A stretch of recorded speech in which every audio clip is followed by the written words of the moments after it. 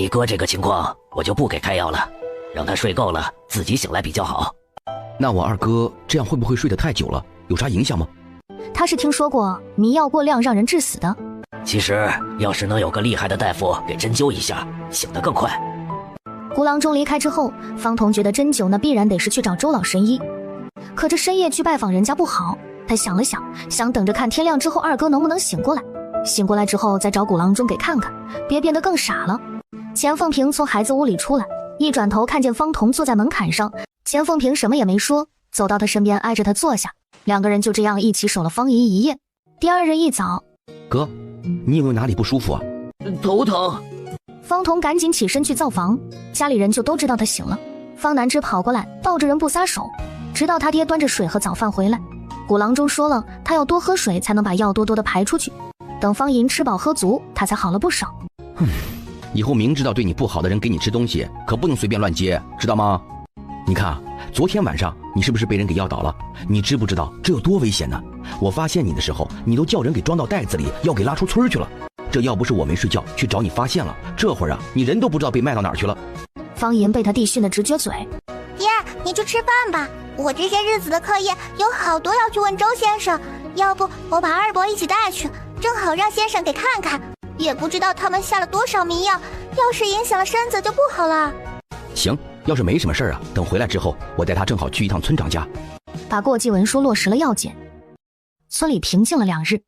啥？定亲了？和谁？咋一点信儿都没有？是隔壁桃花村的崔姑娘。嘿，你这小子悄没声的干大事啊！把兄弟们都瞒得死死的。说好的咱兄弟仨要不成家都不成家，你怎么偷偷摸摸的连亲都定了？其实咱们俩也存了点钱，想寻摸个媳妇儿。这事儿啊，放心吧，有合适的我肯定帮你们留意着，给你们介绍。一有功夫啊，我都去打听打听。谢谢嫂子。谢谢嫂子。到底是咋说的呀？怎么一点动静都没有？是谁给说的没？这姑娘是我大伯母介绍的，她娘家就是桃花村。姑娘我见过了，长得可好看了。说到这儿，他不自在地摸摸脸。她家里人也老实，就是姑娘年纪大了点儿。我问过，说是她爷奶前2年前后脚没了，崔姑娘为了给他们守孝，这个亲事就耽搁了，一直到这个年纪还没嫁出去。她家里的彩礼要的也不高，一来二去我就同意了。方彤听着听着，这心里就觉得怪怪的。你自己去没去桃花村打听打听，他们家确实是这样的吗？去了呀，我都去崔家干过好几次活了，也接触过崔家人，感觉都挺好的。这上门干活，人家要是有什么事儿故意想瞒着他，他发现不了，被忽悠了也是有可能的。那你爷呢？你爷咋说的？一提到这个，铁柱表情就不像刚才了，有点难受。你爷出啥事了？其实我爷最近病了，所以我才也想着早点定亲，这样家里热闹热闹，能给老爷子冲个喜啥的，沾沾喜气儿，说不定身体就能好起来。不是你这人，老爷子病了你咋不说呢？这么大的事儿，你还拿不拿我当兄弟了？对呀，还有我们呢，你咋不吱声啊？已经请古郎中去家里看过了。你找郎中那是去看病的，我把你们几个那可都是当亲兄弟的，这喊了郎中就不用喊我了呀。这老爷子病了，家里家外的，我难道就不用帮着搭把手吗？你这是不是就跟我见外了？这个事确实是他理亏，以后有什么事儿得第一个说给兄弟几个知道，听到没有？铁柱老实点头。找一天我们去看老爷子，听见没有？还找什么日子？就今天晚上下了工我就去，你们啥时候去都行。这话叫你说的，我也去。我也去。钱凤萍在旁边听了一耳朵，知道方彤的心意。晚上下工之前，他去准备了一份东西。用不用我陪你一起去？不用了，还不知道是咋回事呢，我去看看，下次有机会啊带你上门。古郎中说是中风了，这病几年前我爷就得了，不过那时候不太严重，这几年一直慢慢调养过了不少，今年也不知道怎么了，可能是因为冬日太冷，身子吃了风就又复发了，现在下半身动弹不了，想要翻身下地都得让人伺候。我每天下工的时候就给他换衣裳，把身上擦洗擦洗，白日喂饭啥喝水啥的，就还有我大伯一家管。哥几个得到老爷子的情况，心情都不太好。他们一进屋就闻见一股怪味儿，这帮人还真就等着铁柱回来收拾。这老人就不是他们家的老人了，是铁柱一个人的。爷，我兄弟他们来看你了，别着急，我给你收拾啊。方彤他们也没见外，跟着一起进来。老爷子正躺在炕上，一见来人，脸上有些红，说话含含糊糊的，也说不清，但听那个意思是想让他们出去。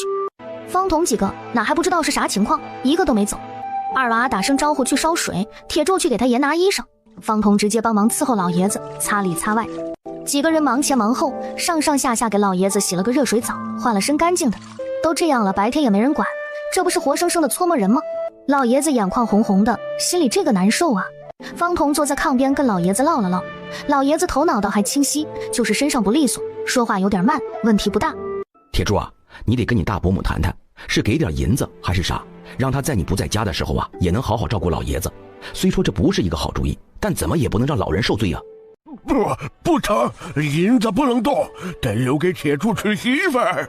爷，我存的钱够彩礼。光够彩礼怎么成啊？成了亲以后还得过日子呢，还得生娃养娃，到处都得用。伸手指了指炕洞，童子，你帮爷拿，在那儿。在老爷子的示意下打开，粗略一看，里边竟然放了能有10两银子。铁柱在他家干了这段时间，但有多少工钱他心里也有数，之前他们家日子过成啥样他也知道。老爷子是从哪儿攒下这么多银子的？这些个呢，都是我这些年给铁柱攒的。如今我病了，脑子不够使，我怕有一天彻底啥都不知道了。这孩子我也知道，老实守不住东西。童子呀，这些银子我就托付给你，你帮他存着吧。等铁柱啥时候要用了，你再给他。铁柱看着方童手里的盒子，眼眶通红。铁柱，要不把老爷子送我家去吧？在场的人都看向他。我家还有俩弟弟，现在我和小妹都在外头赚钱，他们哥俩在家里猫东的，一天天也没啥事儿。老爷子过去，他俩啥都能干，能帮忙照顾照顾，不就是翻翻身伺候下屎尿吗？小事儿。他的弟弟他清楚，这个事再适合他们不过了，不然早晚背着他哥俩自个干个大的。刚想开口拒绝，行，那就这么说定了。他琢磨了一下，这样吧，二娃，他们兄弟不用做饭了，3顿饭我们家包了，到时候呢，让你弟每天来咱家拿一下就行。我也不知道帮啥了，我也只有点力气，家里要是有啥力气活找我吧。你跟你弟也说一声，有事去我家喊我就行。方哥他家事挺多，不一定腾得开手。本来刚才就哭了，这会儿又是眼泪汪汪的看着几个兄弟过来拉兄弟们的手。行了行了，别腻歪了，这么大人了还是不是老爷们了？再跟兄弟们这么见外，别怪我们动手啊。正好今天兄弟们都在，把东西收拾收拾，方童回家去取他们家的牛车去了。把牛车赶到他们家门口，铁柱把老爷子从炕上背起来。在他们最早一起来的时候，大伯一家就全都缩在屋子里听外头的动静，怕他们喊人伺候老爷子，谁都不露头，在屋里装死。这会儿扒着门缝看见铁柱把老爷子往外背也不管，爱带哪儿带哪儿去，反正跟他们也没关系。铁柱啊，去灶房，也要拿点东西。他爷说啥是啥，背着就去了，指着灶台的粮食袋子让铁柱拿上。他要是没记错，家里应该还有一袋，正好拿走一半。这些就够了，就当是咱爷俩这段日子的口粮。铁柱后背上背着他爷，手上还拿着粮食袋。哎呀，铁柱啊，你这是要带你爷去哪儿啊？怎么还把粮食都拿走了？这日子不让咱们过了。又看向他背上的老爷子，爹，你要偏心也不能这样啊，哪有让人直接搬粮食的？我还没死呢，我出去住要养病，这粮食我也是要吃的。你要是舍不得，那就出银钱，粮食我给你们留下，我在外头吃喝拉撒和药钱，你们至少得出一半。拿粮食他们不乐意，拿银钱那还不如要他们命呢。再加上门口几个大小伙子都在那站着，铁柱见他们不说话，背着他爷就上车了。其他几个人也几个人帮忙，把粮食也塞上车。牛车一走，你说这铁柱是要把老爷子送哪儿去啊？不在家里养着，还非要往外送，这是对咱们有意见呢？管他怎么想的，带走就带走，省得咱们还得天天伺候。反正啊，等铁柱成亲了，肯定还得回来。放着好好的家里不待，也不怕在外头叫人给饿死，还真当他那木头桩子似的孙子靠得住呢。又一寻思，都觉得老爷子不在家是个大好事，回屋偷着乐去了。这明天书院呢就要开学了，我寻思着我就不去送了，让铁柱去。爷，你是有啥事儿吗？是啊，明天我要出门打听点事儿，去趟桃花村。桃花村我去吧，我一个妇道人家，好打听事儿。方童有点不好意思，你能去，我有啥不能去的？铁柱几个是真心把我当嫂子，不过就是这点事儿，又不累人，张张嘴说说话而已。翌日一大早，钱凤萍就去了桃花村，方彤还是照常去送2个孩子去了书院。这是年后第1日，学子们回到课堂里，难免都有些人心浮躁。好歹也教了这么多年书了，他们自然有应对的法子。大考，没错，第1天就考，而且会根据成绩进行分班，甚至连方南之都没能躲过。秦燕最后的成绩是书院20名，进入甲班。方南之这会儿正在他先生这里，比他哥的成绩他可就差了很多。那先生，我就要去丙班读书了吗？不能一直跟着你吗？你当然还是要跟着我学，但也不能一直只跟我学。既然考上了，以后每日就在班里学上半日，也要跟你那些同窗多交流交流。这人呀，要读书，可不能只读死书，要多与人交谈，多与人辩，多听听别人都是怎么读书的，想想为何别人要那么想，对你读书好处更多，能让你进步更快。另外半日你再来我这儿。魏夫子那边下课后，秦燕过来也知道了郑举人的决定，这是先生在为他妹妹铺路。如果只当她是普通女子，想着日后总是要嫁人成亲，自然大门不出二门不迈，学问可以做，但也不用做得如此透。可他妹妹如今又学孔孟之道，又学医术，日后注定是要如男子那般行走世间的，绝不能关上门来只看后宅的事儿，否则便白白浪费了这一身学问。这既不是郑举人乐意看到的，也不是周老乐意看到的。既然如此，那他就需要人脉，还要有足够的本事让人不去非议。他转头看着一无所知还在认真做课业的妹妹，没有提醒，只是把郑举人的这份恩情记下，还有周老的，他也会更努力的读书。他不仅要做妹妹的哥哥，妹妹的人脉，还要自己也站得足够高，做妹妹的靠山。这些日子钱凤萍也没闲着，几次去桃花村串门，跟好几家人都越来越熟。可去了这些次也没有打听出事来，只知道这崔家的当家人崔怀是村长，还跟县城里的主簿关系好，村里人都不敢惹崔家。可我怎么就越听越奇怪呢？就这样的人家能看得上铁柱？见媳妇儿看他，我不是说咱们铁柱不好，主要是他们给闺女相看人家的时候，就没想着要门当户对吗？这铁柱之上就挑不着好的了。你想这家要是啥问题都没有，还能觉得铁柱配得上他们的？哎呀，不是，我咋觉得这越听越不信呢？这日雪刚停，一辆马车就到了村口。车上的人找村里的人问了路，才一路找到方彤家。今儿个过来是为了接钱凤萍还有其他几个蛋糕师傅，也就是刘嫂子他们一起去县城教一教这些人怎么做蛋糕。他们给聚香楼做了这么久的糖炒栗子和蛋糕，多少也听说点，这可是县城最好的酒楼。钱凤萍没有把所有人都带走，毕竟家里还要留个人干活。我也跟你们去。方彤赶着牛车出来，你们这马车装不了什么东西，放我车上。等到了县城，马车和牛车一起到聚香楼，刘氏和陈氏挨着一起进大酒楼，又是紧张又是心里没底。穿过前边大堂，吴东家将他们带到后院，这后院一溜一共有20个姑娘，全都穿着一样的衣裳，冲他们行礼。行了，大家免礼吧。一群姑娘才起来，3个人领着他们全进了聚香楼的后厨。方兄弟，接下来这几日可能都要麻烦你这边的师傅每人来指点一下，等交出来之后，我这边就会安排给他们分到附近各个县还有各个府城。这对大家来说都是个好机会，他替大家伙高兴都来不及呢。这灶房里边对于材料摆放的要求、检查的要求，你们要怎么保证做的东西干净，什么能做什么不能做，我会全部说得清清楚楚。钱凤萍一边立规矩，一边观察着每个人的反应，心里也还算满意。刘翠，你俩一人带10个人，我在旁边看着，帮你们一起管，你们就放开了叫。到了中午该吃饭的时辰，3个人都忍不住暗自松了口气。钱凤萍还抽空做了些饭菜，让方彤给2个孩子送到书院去。南芝，你带的什么饭菜？我们能不能一起换着吃啊？好呀。赶紧把食盒推到方南之面前。你瞧瞧，这是我家做的老鸭汤，分你，你想喝多少喝多少。老鸭汤我没喝过，我娘今日做的是红烧肉。他打开食盒，拿出2个碗，他一碗，他哥一碗。吕文才看着红烧肉，眼睛都瞪大了。2个小伙伴很友好的分享饭菜。对了，还有蛋糕，差点忘了。他拿出一个4寸左右的奶油蛋糕。你娘还给你买了蛋糕啊？这点心可贵了，只有各大茶楼酒楼才有的卖。上次我祖母生辰买了一个，花了小5两银子呢。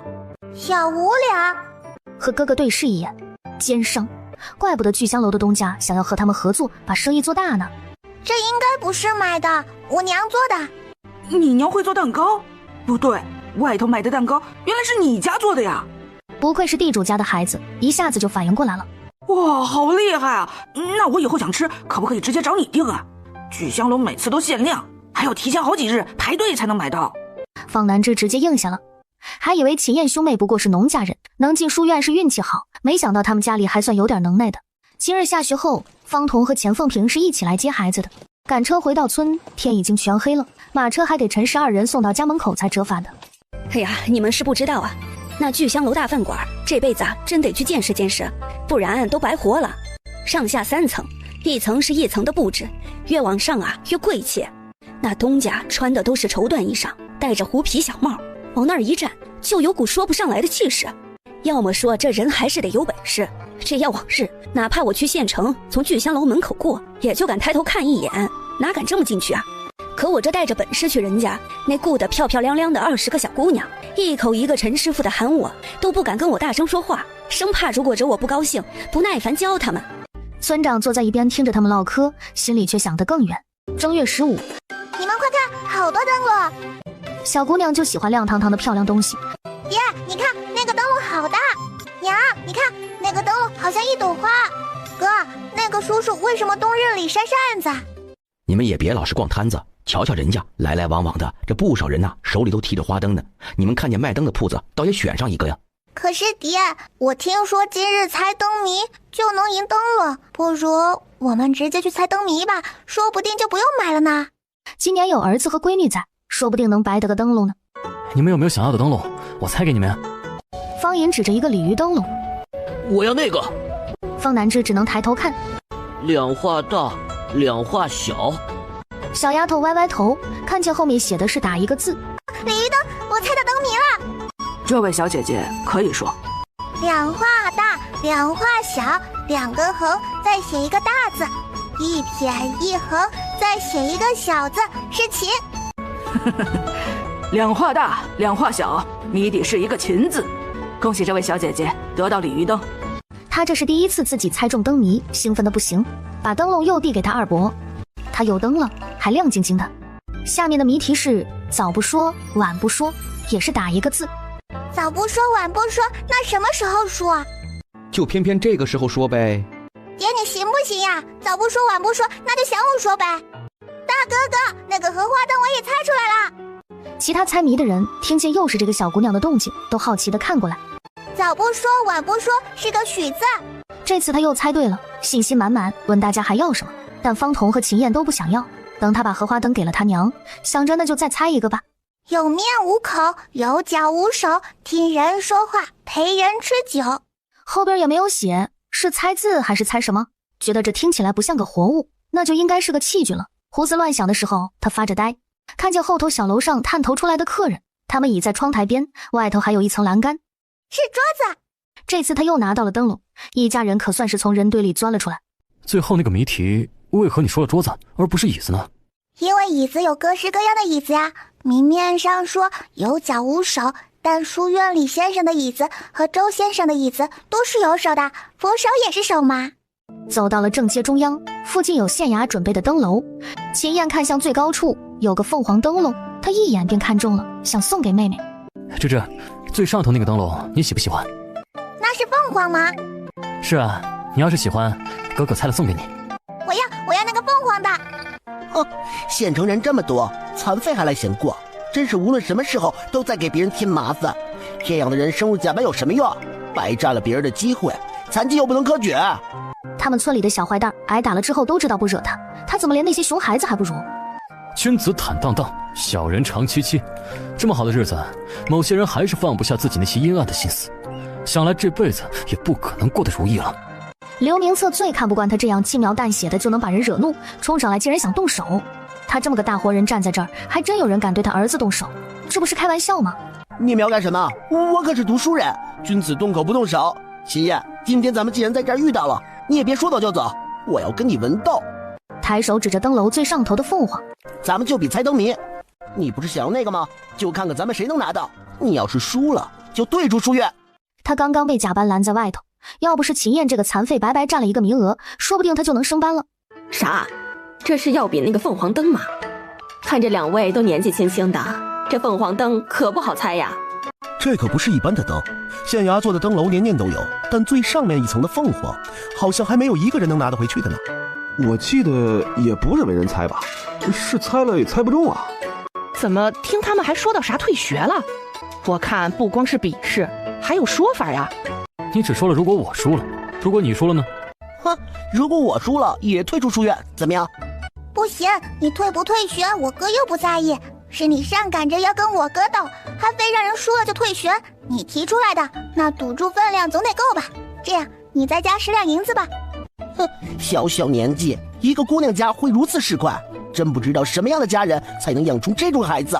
啥？要点银子就市侩了？你从小喝露水长大的，你读书不用花银子的吗？刘明策气个半死。说的是呢，这过日子谁家不用银子啊？嫌弃银子俗的，那不是吃饱了撑的骂娘吗？言之有理，世上视钱财如粪土者能有几人啊？有欲有求才是正常的，该坦坦荡荡承认才是。这遮遮掩掩算什么君子啊？说得对，多少读书人是全家努力干活挣钱供出来的，咋能转过头就嫌钱脏？行，我答应你，我若输了，不仅退出书院，还给你10两银子。秦燕，你敢不敢赌？秦燕对上他喷火的眼睛，淡淡点了点头。凤凰灯笼在最高处，他的谜面在灯楼下守着的衙役手里。听说这2人要挑战灯谜，立刻拿了出来。事先同2位说好，这次出谜面的大儒说这谜底得有一定眼界的人才知道，若是看了他的谜面最后猜不出，却赖谜面有问题，先生是不认的。2位若是想好了再猜也不迟。什么谜面？要论眼界，他还能比不过一个乡下的残疾泥腿子。我认同，若是这谜底我不认得，绝不耍赖。我也是。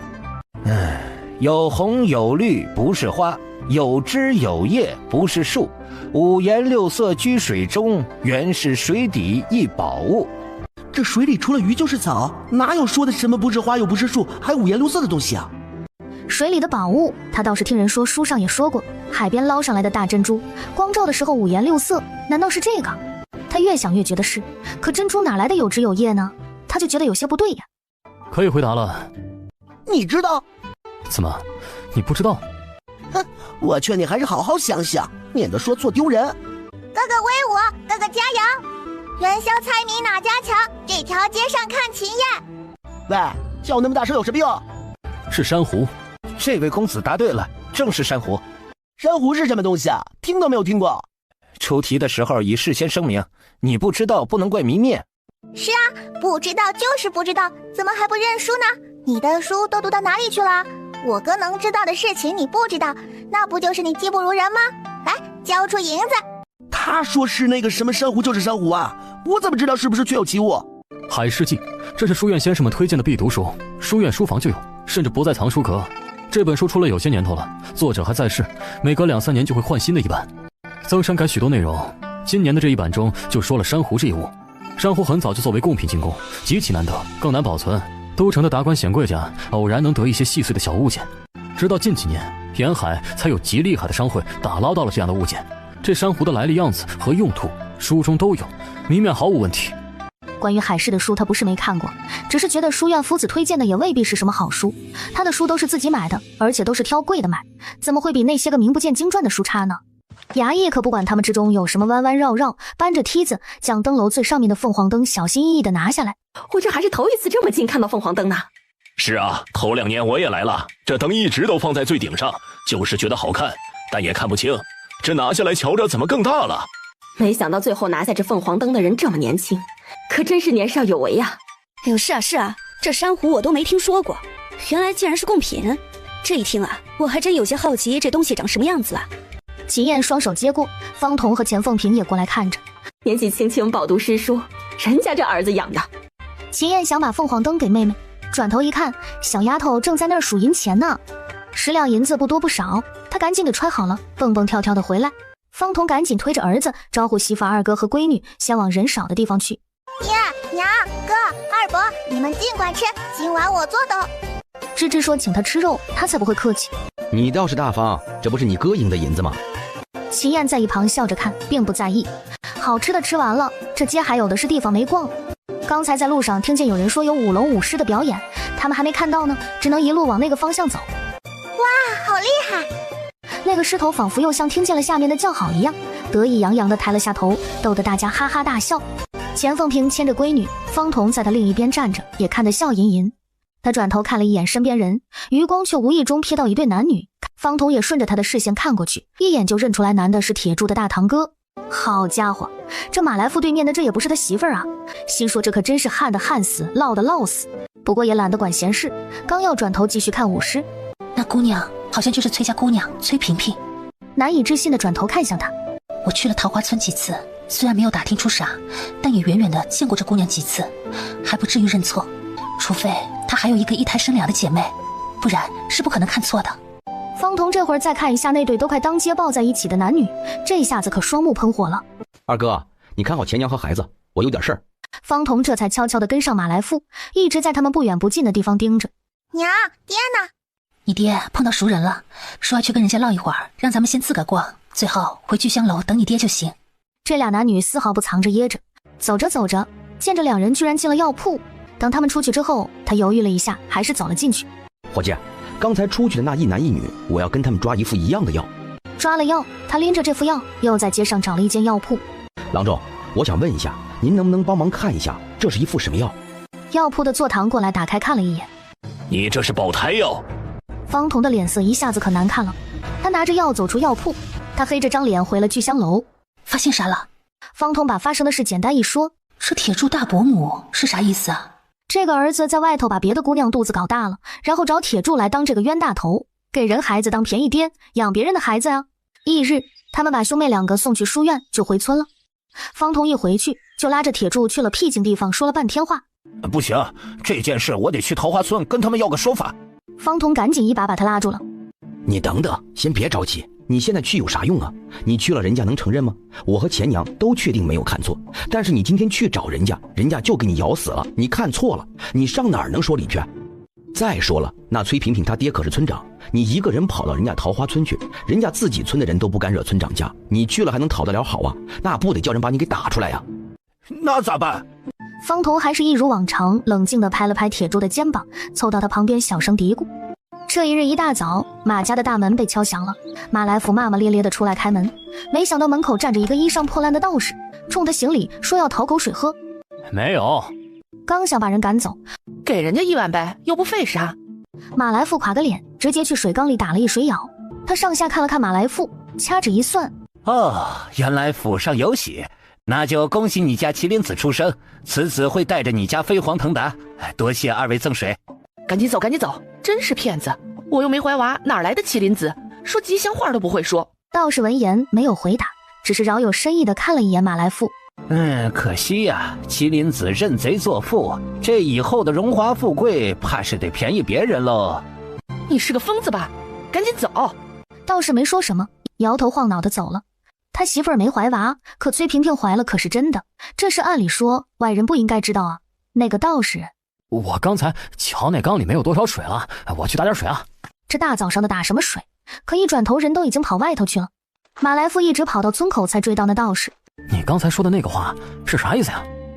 我说的是什么？你心知肚明，又何必来问我呢？刚想着要怎么样才能让这道士多说两句。算了，今日我能敲开你家门，也算是有点缘分。你上辈子是大善人，曾经救千万人于水火，积累了不少功德，这辈子才会有机会得这一麒麟子。可我瞧着这孩子与你却没有父子缘分，麒麟子一生顺遂，按理说也不应当是被人拐卖。看你情形我懂了，你们这是要将孩子送去做别人家的儿子吧？浪费了机缘呀！马来富看着自己心里都难受，从身上摸了所有的银钱递给他。求求大仙，想个法子帮我化解化解，我家这个情形，这件事要怎么做，我才能跟着麒麟之再续父子缘分呢？马来富是个手艺人，木匠，往年攒的银子不少。昨个他在灯会上给崔萍萍买银簪子，剩下的都顺手揣在身上了。刚才手忙脚乱的穿衣裳出来，得亏银钱一起带出来的，也不算是太少太磕碜。可道士却看都没看一眼，摆摆手。一水之音，言尽于此。今日我与你说的够多，如果再做旁的，这业障我可就要粘上了。竟然一转头自顾自走了，这下马来富彻底相信他是高人了。这件事是天大的事，绝对不能按照之前做了。我觉得你那么装就是不行，这大冬天的求什么水啊？这外头雪地里抓一把，塞嘴里那不都是水啊？别那狗东西，回去合计合计，你再穿帮了。雪水是水，可那是我这种大仙喝的，我跟他要粮食，他能给吗？对，我不是跟你说了，我堂嫂信的是天尊老爷，你咋不说呢？要是说这个，他嫂子得10成10拿下，别说要粮食了，有钱都得给。3个人就这么互相你扯我，我扯你，上了牛车，一道进县城去了。爹娘，那可是麒麟子，说不准以后能读书当官，给咱家改换门庭呢，可千万不能胡来啊！你大早上这是睡迷瞪了吧？哪有人坐家里开门就能遇见大仙的？说不定就是来骗人的。再说了，当什么官老爷？你看看那方家，做梦都做了多少年了，给他们家大儿子方金扔进去多少银子，不还是你腿子？都快成笑话了。马来富一看爹娘不信，那到时候都穷成啥样了？那破鞋大冬天的，鞋底子都开口了，都没收过1文钱，不是高人是啥？万一那铁柱以后要是沾了他亲生儿子的光，他只能看着，那他还不如一头撞死呢。桃花村，铁柱又跑到崔家来了，他是来表现的。一会儿你去给铁柱送碗热水，别干巴巴的在这儿坐着，以后你俩还要一起过日子呢。不管咋的，你得把他的心收拢住。又蠢又没本事的，看他这副模样。别忘了，这都是你自个儿做的，你爹给你安排好的亲事，你不是不要吗？如今事到临头还不装一装，你是不想活了。铁柱在外头忙了一身汗，手边也没个手劲儿，只能拽起自己的袖子擦了擦。崔萍萍这个时候端着半碗水出来了，给，累坏了吧？喝口水。一时间就不知道说什么了，但想着他娘在屋里能听见，坐着歇歇吧。只是时候不早了，你回村还得走挺远的。崔萍萍这话里话外都不想留他，都有点赶他走的意思了。其实我想问你，你是不是心甘情愿许给我的？你咋突然问这个？父母之命，媒妁之言，我要是不愿意，不跟你说了。铁柱目光深深地看了他一会儿，打个招呼就走了。崔萍萍总算是松了口气，去灶房里把他用过的碗用热水洗了好几遍。铁柱离开桃花村，却没走远，他走到附近的林子里。你说你给人家干活干到晌午了，人家全家没有一个说留你吃口饭的，这婚事你都敢应？这才想起来，好像确实从来没有在崔家吃过饭。哥仨就一直在村子附近趴窝，一直等到晚上，哥仨都冻透了，总算是有人来了。马来富鬼鬼祟祟的一路走到家门口，趴在墙根底下开始学鸟叫。崔萍萍在屋里听见了，张望了好一会儿，才故作镇定的穿了件衣裳，偷偷摸摸的出来了。崔萍萍出去一看见马来富，就扑到他怀里，一脸小女儿撒娇的样子。你这死鬼，今日怎么来的这样晚啊？我还当你不来了呢。惦记着我的小姑奶奶，我哪敢不来？哼，你哪里是惦记我啊？我看啊，你是惦记你儿子吧？他现在啊还啥都不是呢，我惦记他干啥？不管有没有这个儿子，我都最疼你。我如今有点显了，尖尖的，肯定是个儿子。当真？心里越发相信见到的那个道士了。他把大仙儿的事情说了，没想到自己竟然怀了这么有出息的儿子。那是咱们的儿子，能差到哪儿去？不过萍萍，要是按大仙儿说的，我不想让你跟那个傻子成亲，我想娶你。崔萍萍心里别提多甜蜜了。你都有媳妇儿孩子了，总不会是要接我去做妾的吧？哼，你要知道，我可是连主簿的妾室都没当，跟了你，你要是也糟践了我。偷听的人齐齐看向铁柱，铁柱也没想到他还没成亲就让人给当了乌龟王八，这还不说，这事怎么越听越乱。他爹早年为了搭上主簿可没少送重礼，才得了人脉，今年居然还想让他当妾，他可不愿意。后来他阴差阳错认识了马来富，失了身子，他才知道对方有家室了。本来想闹腾逼得他休妻另娶，但皇室是马来富娘的亲侄女，他娘不同意。心肝，我娶你那肯定是明媒正娶，咱们儿子以后可是有大出息的，咋能是妾生的儿子？萍萍，我琢磨着娘不让我休那个女人，我可以想个法子让她做妾，到时候娶你，你就是正头娘子了。这能行吗？有啥不行的？老方家就是这么干的，那方金的媳妇还生了俩儿子呢，还不是当妾，娶了个地主家的闺女。听马来富这么说，阴影里的二娃他们又看向铁柱。皇室要是当妾，那岂不是他们还得在一起过日子？你个庄户人家，还想学人家纳妾？你再想想，把她给我休了。毕竟皇室给他生了俩孩子，还是他表妹。崔萍萍可不管这些，扭头走了。既然他儿子以后有大出息，那现在着急的就是马家，他当然要拿捏住。马来富急了，想喊他，又怕惊动旁人，只能唉声叹气的走了。等没人了，二娃他们才走出来。得亏方彤和嫂子发现的早，看到没有，这女人可真厉害，你要是真娶回去，她能把你玩死。铁柱面色复杂，回了村里。我想着吧，这事儿得尽快解决，还得借老爷子的名头用一用。铁柱，这事儿你跟老爷子说没？说了，我想着这事儿也瞒不住。虽然我爷不能受刺激，可我怕到时候他从别人那儿知道，到时候再受不住。行，那你回去跟老爷子商量好，到时候啊，咱们就把这事给他办了，免得夜长梦多。他见铁柱只是点头，不只是老爷子，你也得想开了。这大丈夫何患无妻？能成亲之前发现那都是好事儿，别因为别人的错误再把自己给气病了，知道不？铁柱知道兄弟这是关心他。我晓得。家里有2个读书人就是不一样啊，这说话听着都有学问了。翌日一早，马家大门又被敲响了，一开门看见是铁柱。干什么呀？一大清早的还让不让人睡觉了？有什么急事非得大早上敲门啊？我也不想这个时候来，可是咱爷要不行了。你说啥？这也太突然了。大伯和伯娘呢？转身往大屋跑。爹娘，出事了，快起来啊！一听说老爷子要不行了，也是面面相觑，不敢相信。真不行了？这老人手里有没有银子，后事怎么办？这都是大事，老人可以不管，但人要没了可不能不在。一家人往二娃家赶。肯定是你照顾的不尽心，要不在家里的时候都还好好的，怎么你给接走了？这人说不行就不行了。成天就说自己孝顺，也不知道孝顺到哪儿去了，感觉都是说给咱们看的，背地里是啥也不干呢。铁柱一句都没反驳。到了二娃家，老爷子面如土色，一旁的古郎中坐在凳子上叹气。不出意外，估计也就是这3、4天的事了。内心叹气，这事干得有悖医德呀，但方彤他们给的实在太多了。反正他有言在先，如果不出意外才那啥。一听他这么说，马家人哭声一片。爹呀，你现在还有什么心愿没了吗？他这意思是想问老爷子还有没有人钱没分，还有他名下的田地啥的。老爷子一副虚弱的样子，躺在床上喘息。铁柱娶媳妇儿啊！爷爷在惦记我还没成亲，想看我成亲呢。铁柱，要不你就如了老爷子的意，提前成亲，说不定冲冲喜，老爷子还能好点呢。好，我这就去办。看着他一副为了他爷啥也不管了的样子，这可不行啊！我的麒麟子啊，难道命里注定我们没有父子缘分？铁柱一路脚下不停地去了崔家，他也是来得巧，这时候崔家有不少人。铁柱，你怎么不打声招呼就来了？没看见我这有人吗？今天家里不用你干活，你改天再来吧。桃花村的人看着铁柱也挺好奇的。不是这样的，我今天是有急事想跟你说。他便将爷爷病重想看他成亲的心愿，希望婚期能提前，这些事一五一十地说明了原委，希望崔家能成全。崔村长的脸色不好看，在屋子里听到了一切的崔萍萍自然也不愿意。都还没定亲呢，怎么能这么匆忙就成亲啊？3媒6聘也还没走，这样与理不合啊。马来富都已经要娶她了，怎么能真的和铁柱成亲？我知道我这样是委屈了你，可我爹娘走得早，我是我爷一手带大的，这是他老人家最后的心愿，要是做不成，我只怕一辈子都会埋怨自己。你要是真心，以后想与我过日子，能不能就当是帮我个忙？无论是冲喜能不能成，我日后都一定会好好对你的。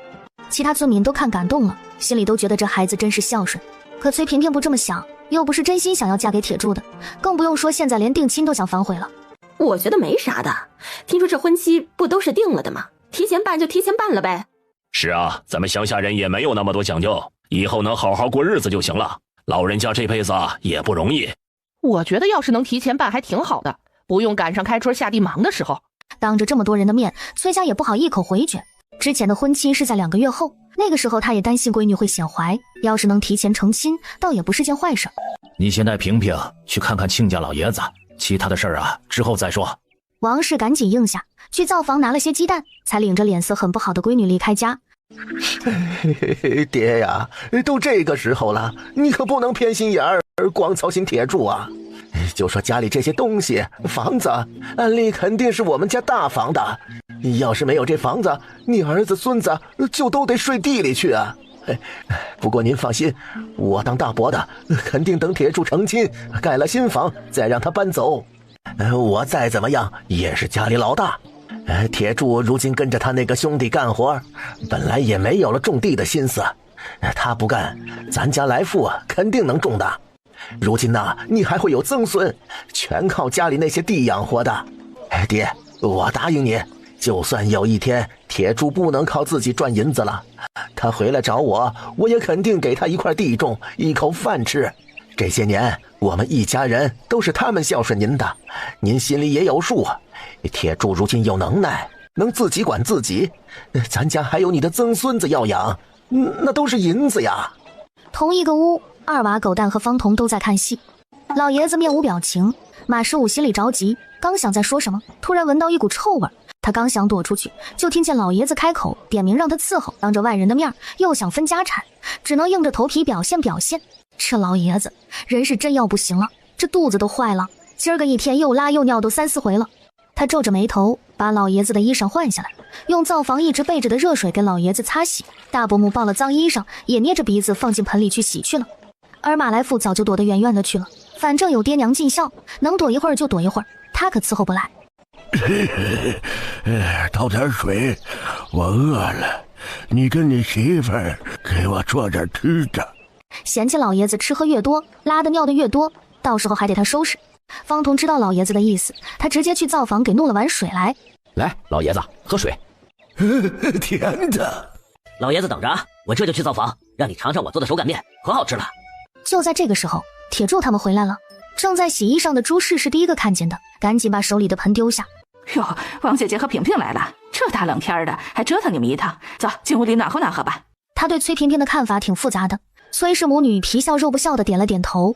进里屋看见躺在床上的马老爷子，他们心中更是不耐烦，总觉得这屋子里还一股怪味。老爷子，这是我女儿萍萍，我们跟铁柱来看看您，他爹如今给村里开会呢，不能过来。刚才还要吃面的马老爷子，这会儿歪在炕头上，张着嘴啊的说着什么，说话有些听不清，连哈喇子都流了出来。崔萍萍嫌弃的倒退一步，王氏也是皱紧了眉头。老爷子是在说让2个孩子赶紧成亲，我是铁柱的好兄弟，知道这个事儿挺紧急的，如果你们愿意的话，我会帮他把彩礼加到15两，我给出，也当是我的一份心，让老爷子能够安心。王氏一听眼睛都亮了，一直在门外偷听的马来富一下子闯进来，众人的视线一下子都聚集到他的身上。爷呀，我还是觉得这个事儿不能着急，您忘了咱家的屋子塌了一间还没修好，要是急着成亲，到时候也不好看，倒不如等修好了再说，你们看如何？崔萍萍一听心里感动坏了，方童被这女人的眼神恶心到了。嗨，这房子算什么大事啊，你们修你们的，铁柱呢是我兄弟，这亲事可以在我家办，我家院子大，要是不想折腾老爷子呢，直接在二娃家办也行。这是我们自家的事儿，怎么好意思麻烦你们？让你们伺候老爷子这么些日子，心里已经很过意不去了。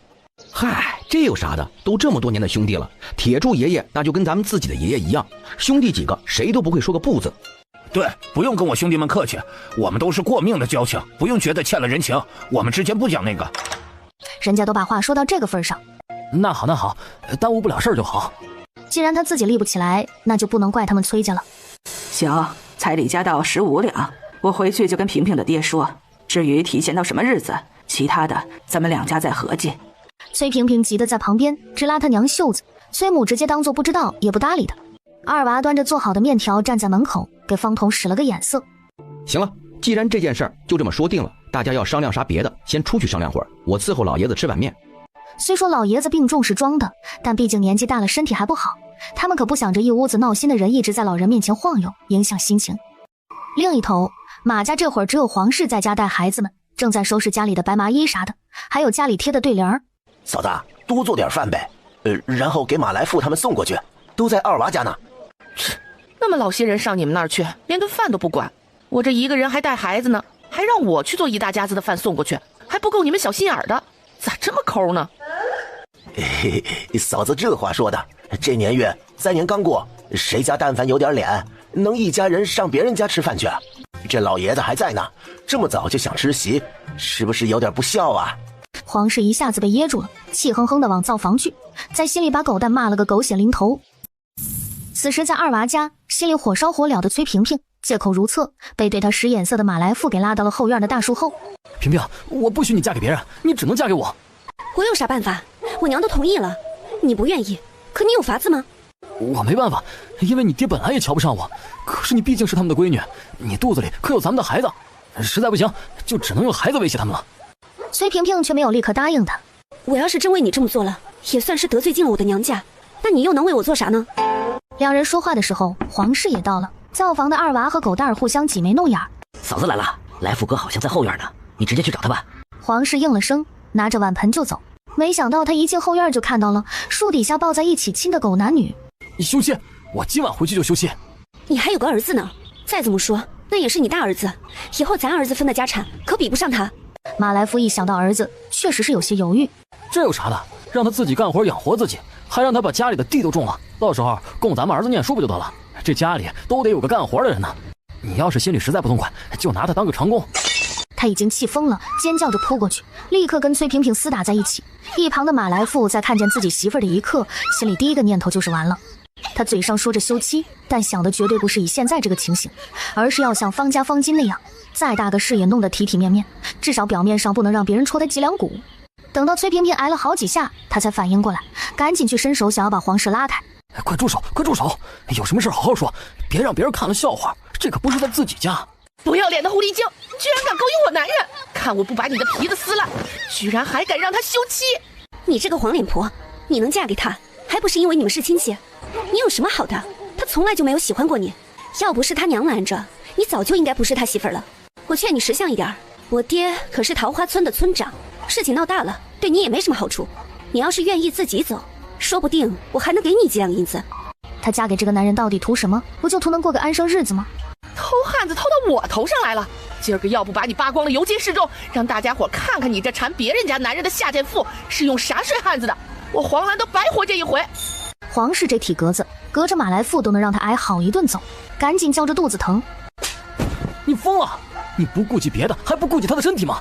他肚子里可是我的孩子，你眼里到底还有没有我？坐在地上一抬头，看见他男人正抱着那不要脸的女人安抚。在他大声叫的时候，前院的人就已经一个个跑过来了。见黄氏被打到地上，大堂哥搂着他未婚妻心疼不已，才一副后知后觉的样子。马来富，你混蛋王八蛋！铁柱，你别激动，咱们先问问究竟是咋回事。就算是通奸，咱也不能把人给打死了。他们明面上是拉架，其实手上没有一个用力的，反倒是脚上一个个都给马来富添了几脚。马15他们两口子都想过来拦一拦，可这么多人高马大的大小伙子在围着，他们钻都钻不进去。他的情郎被人打了，可他现在怀着孩子呢，也不敢上去劝架这些男人。黄氏依旧坐在一旁的地下，心里想着这些人倒不如把马来富打死了。他死了，他不信这个女人愿意嫁给个死人，大不了他这辈子就在马家守寡，至少名义上他还是马家的媳妇，他儿子也永远是马家的孙子。方彤心里还是有数的，他瞧着一直到马来富眼看着被铁柱打断了一条胳膊，才把人拉开。朱氏赶紧扑上去看看儿子怎么样了。你这个不孝不义的东西，以前就克死你爹娘，现在为了个女人居然跟你大哥动手，你大哥可是咱家的大孙子，打死了他你也别想活。话音刚落，被二娃的弟弟背出来的马老爷子就出现了。马15心里唬了一跳，眼睁睁地看着他爹被背到他面前，伸手给了他一个巴掌。没心看这东西，这话你有脸说出来？看来你儿子这脏事儿，你这个当爹的也是知道吧？我自认为一辈子没做什么亏心事儿，怎么就偏偏生出你这个东西？还有你自己找的这个媳妇儿，把这样脏的女人介绍给铁柱，你这是想让咱们老马家的祖宗都不得安宁啊！你就不怕晚上睡觉，铁柱的爹娘来找你吗？两口子面色惨白，最后一点侥幸心理都没有了。爷，你身体不行，回去歇着吧，别给自己气坏了。我一会儿找郎中过来再给你看看。我决定了，分家。既然你们容不下铁柱，一家人也没有必要分在一起。铁柱如今也大了，不管他成没成亲，他能养活自己，也能自己过了。他的亲事儿再也不用你们操心，跟你们也没有半点关系。他们原本的打算可是等老爷子没了就把铁柱赶出去，可不是老爷子在的时候分家。就连他们现在种的地都还有一半是铁柱和铁柱爹分的永业田，田要是分家的话，这些都得还回去。黑心肝的娘们儿，净出这些馊主意。娶了你之后，铁柱在你这儿吃了多少亏？因着你是我媳妇儿，这些年我没少偏向你，这一会儿你居然做出这么大的丑事来，100年之后咱们怎么去见弟弟弟妹？他男人这是打算把所有的错都归到他身上，他心里也恨也不乐意啊，可眼前的情景又能说什么呢？要是他也跟着闹，他他们家可就啥都没了。爹，求你看在我媳妇这么些年伺候你还算尽心的份上，她到底也是给我生了儿子的，能不能给她个机会？以后我肯定好好管他娘俩，好好对铁柱。怪不得铁柱他爹活着的时候都要吃这个大哥的亏，更别说老实的铁柱了，这可真是个狠人呢。不过马老爷子这么多年能护住铁柱，也不是轻易能被忽悠的。刚好这个时候到村长家去请人的狗蛋儿回来了。村长只听说这边出事儿了，过来后一看着这么多人都在院子里，也有点整不清现在的情形。我自己个儿呢老了，怕以后来不及，今天请您过来，就是想把这个家分了。村长，您来给做个见证吧。家里的东西除了房子给老大家，粮食跟银钱分成3份，我1份，我们家老大1份，我孙子铁柱1份。马15再不是东西也是他儿子，这房子算是给他留的面子。铁柱他爹和他的永业田，如今铁柱也大了，能自个儿种了，不用老大帮忙管，该是他的还是他的。我那份钱还算我的，也不用麻烦老大给种。听到这里，马15跪不住了，被老爷子瞪了他一眼。爹，我毕竟是家里的老大，你现在就我这么一个儿子，我来给您养老吧。在场的人谁看不出来，他图的就是老爷子那一份。不行，我不同意，我爷必须跟我过。他如今确实只有一个儿子，但他可不是只有一个孙子。村长多瞅了他2眼。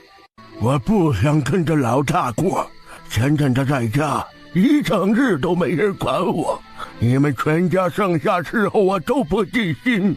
我要跟着铁柱，我还想多活几年。就差指着他大儿子的鼻子说他没安好心，指望他死了。爹，你未免也太偏心了，以前偏心弟弟，现在偏心侄子。既然要分家，那就按照规矩，7成要给长子。你要这样，我凭啥分家呀？我还没死呢，家里的事儿我能做主。那爹，铁柱是孙子，我儿子也是你的孙子，再怎么样，这也不应该是分成3份，而是分成4份吧？铁柱的爹没了，他爹也没了吗？想要家产，那也是跟你要。我这个当爷爷的，已经养了他爹，也不指望他孝顺我，要多少是多呀。你们要是再不同意，大不了你去衙门告我去。儿子去衙门中告他爹，不管啥事儿，马15都得让人给骂死。方童是真佩服这老爷子有魄力，他们平日里再怎么欺负铁柱，也不该拿这么大的事算计人。在村长的见证下，他们签了文书。我累了，方童，你们几个受累，帮我把那些个脏东西都撵走。这不是他们家，也不是咱们家，别让这帮子人祸了人家家里。方童让2娃的弟弟把老爷子送回去，另一头那2个互相看不顺眼的女人，不知道啥时候又扭打到一起了。朱氏扶着他儿子一脸的心疼，马15还想说什么，左右2个人一边夹着一边直接将他丢出去了。铁柱，你别太过分，仗着有几个狐朋狗友就这么对我？分家是分家了，我还是你大伯呢。哼，算计自己侄子，让他替自己儿子养老婆养孩子，还好意思说自己是大伯？要不要我替你去街坊四邻问问，谁家想要这样的大伯呀？马15看着方童恨得牙根直痒痒，他赶紧转头捂着屁股走了。呸！一群什么玩意儿？哎，不对，这怎么感觉少个人呢？崔萍萍他娘呢？看见闺女和马来富被捉奸，他就觉得事情完了。这下别说那15两彩礼了，连带着他们崔家的名声都完了。皇室还和崔萍萍在院子外面发疯，今天他必须得把这女人撕了，让马来富断了不该有的念头。崔萍萍肚子里可有他的孩子，那是麒麟子，千万不能有什么闪失。娘，你快点把那个疯婆子给我拦住，不能伤我儿子，那可是咱家的盼头。他娘没有办法，只能帮着崔萍萍把皇室拉开。我不只是你儿媳妇，我可是你亲侄女儿，他们出了这种烂事儿，你不但不告诉我，还帮着他们一起瞒我，现在还要拦着我。这侄女再气也不可能轻过儿子，他必须得把这头劝下来。方童他们这些天为着这件事折腾够呛，也没有了什么看热闹的心情。但他们没有好看热闹的人，这村里可有的是。哎，你们说啊，那马家大孙子他长得也不错呢，咋还勾搭上了桃花村村长闺女了呢？老爷们嘛，那可不单单看脸，说不定那方面行，要不能有奸生子。呸呸呸，别胡说八道！依我看呢，应该是马来富当木匠没少赚钱，还是有能耐的。家门口一直到天彻底黑，热闹才散了。我知道你肯定得说我见外，但这个事儿我必须得谢谢兄弟们，尤其是三哥，我真不知道该怎么谢你才好。马来富的胳膊断了，他娘生怕儿子以后落下什么毛病，火急火燎的请来了古郎中给他接胳膊。古郎中，之前不是说老爷子要不行了，可今天我爹跟我们说话的时候，我咋觉得他中气十足啊？他这身子到底是咋回事啊？这人得了这种病，又到了这个岁数，很多时候就是活一口气儿。老爷子要是心里真有劲头，也是好事啊，说不定往后会越来越好。这以前我看过有的老太太是有出气儿没进气儿的，家里棺材都准备好了，结果缓过来又活了3、5年，这种事儿也是有的。马十五面色复杂，古郎中也不想多留。爹，我去把萍萍送回家去。啊，对，赶紧把人送回去。今天刚出了这样的事儿，你送她回去的时候，记着躲着点人。崔萍萍这会儿换上了朱氏的衣裳，她心里很是嫌弃，但也不敢说出口。马来富过来的时候，她正在抹眼泪呢，一听要把她送回去，她也不知道是应该松一口气还是害怕。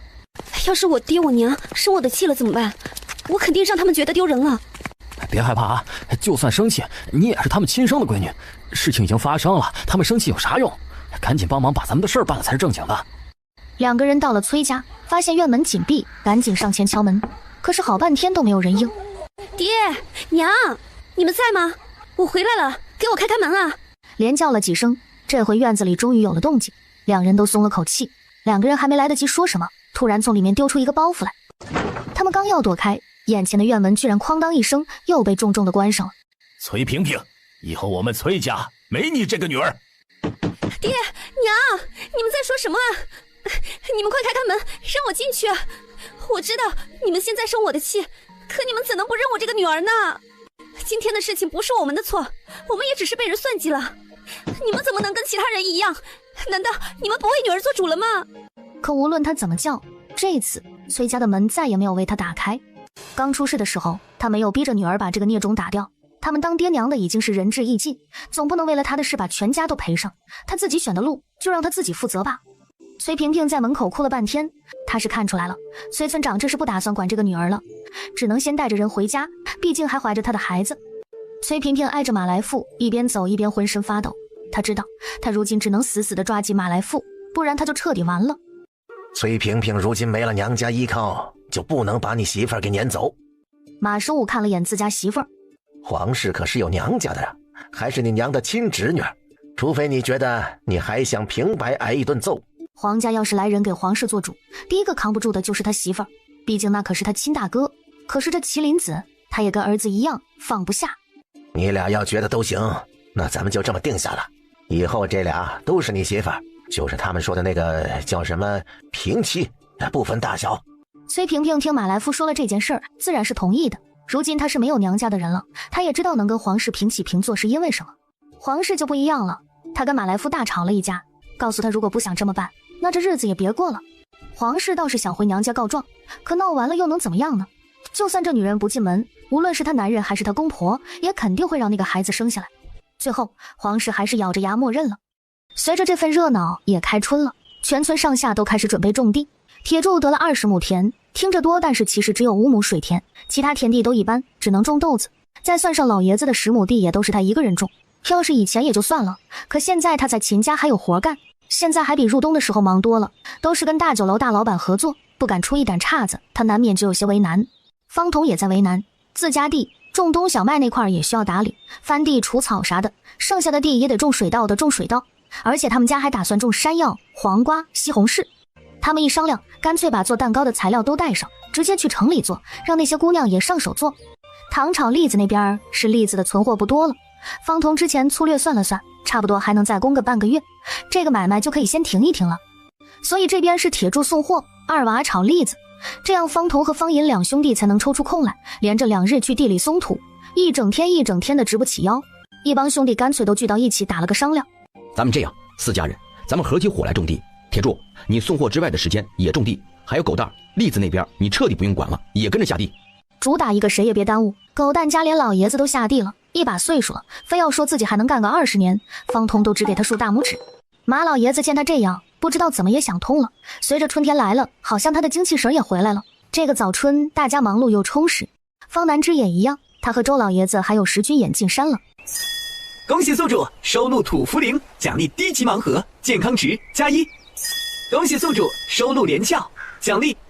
方南之好久没有听到系统这么频繁的发奖励了，兴奋的不行。在山上好像有用不完的劲头。丫头，别乱跑，跟紧我。虽说后边还有石君眼看着，可周老爷子对自己的小徒弟就是不能放心。过来瞧瞧，这是什么？周老爷子不知从哪里揪下来一片叶子，旁边是齿状的，跟他的掌心差不多。先生说过，行医之人要严谨，不能确定之事不能轻易出口。学生心中有想法，但不能确定。是藿香。他让开身后的地方，果然有一片这样叶子的植物。藿香的叶子头尖尖的，他在书上看到过，说经常有人将藿香和白苏、土薄荷这3种弄混。他见到的藿香都已经是被炮制翻炒之后，甚至还被碾碎了一些，成了黄色的碎叶子。等6、7月，咱们师徒再上山来，那个时候藿香正是开花的时候，让你看看那时候是什么样子。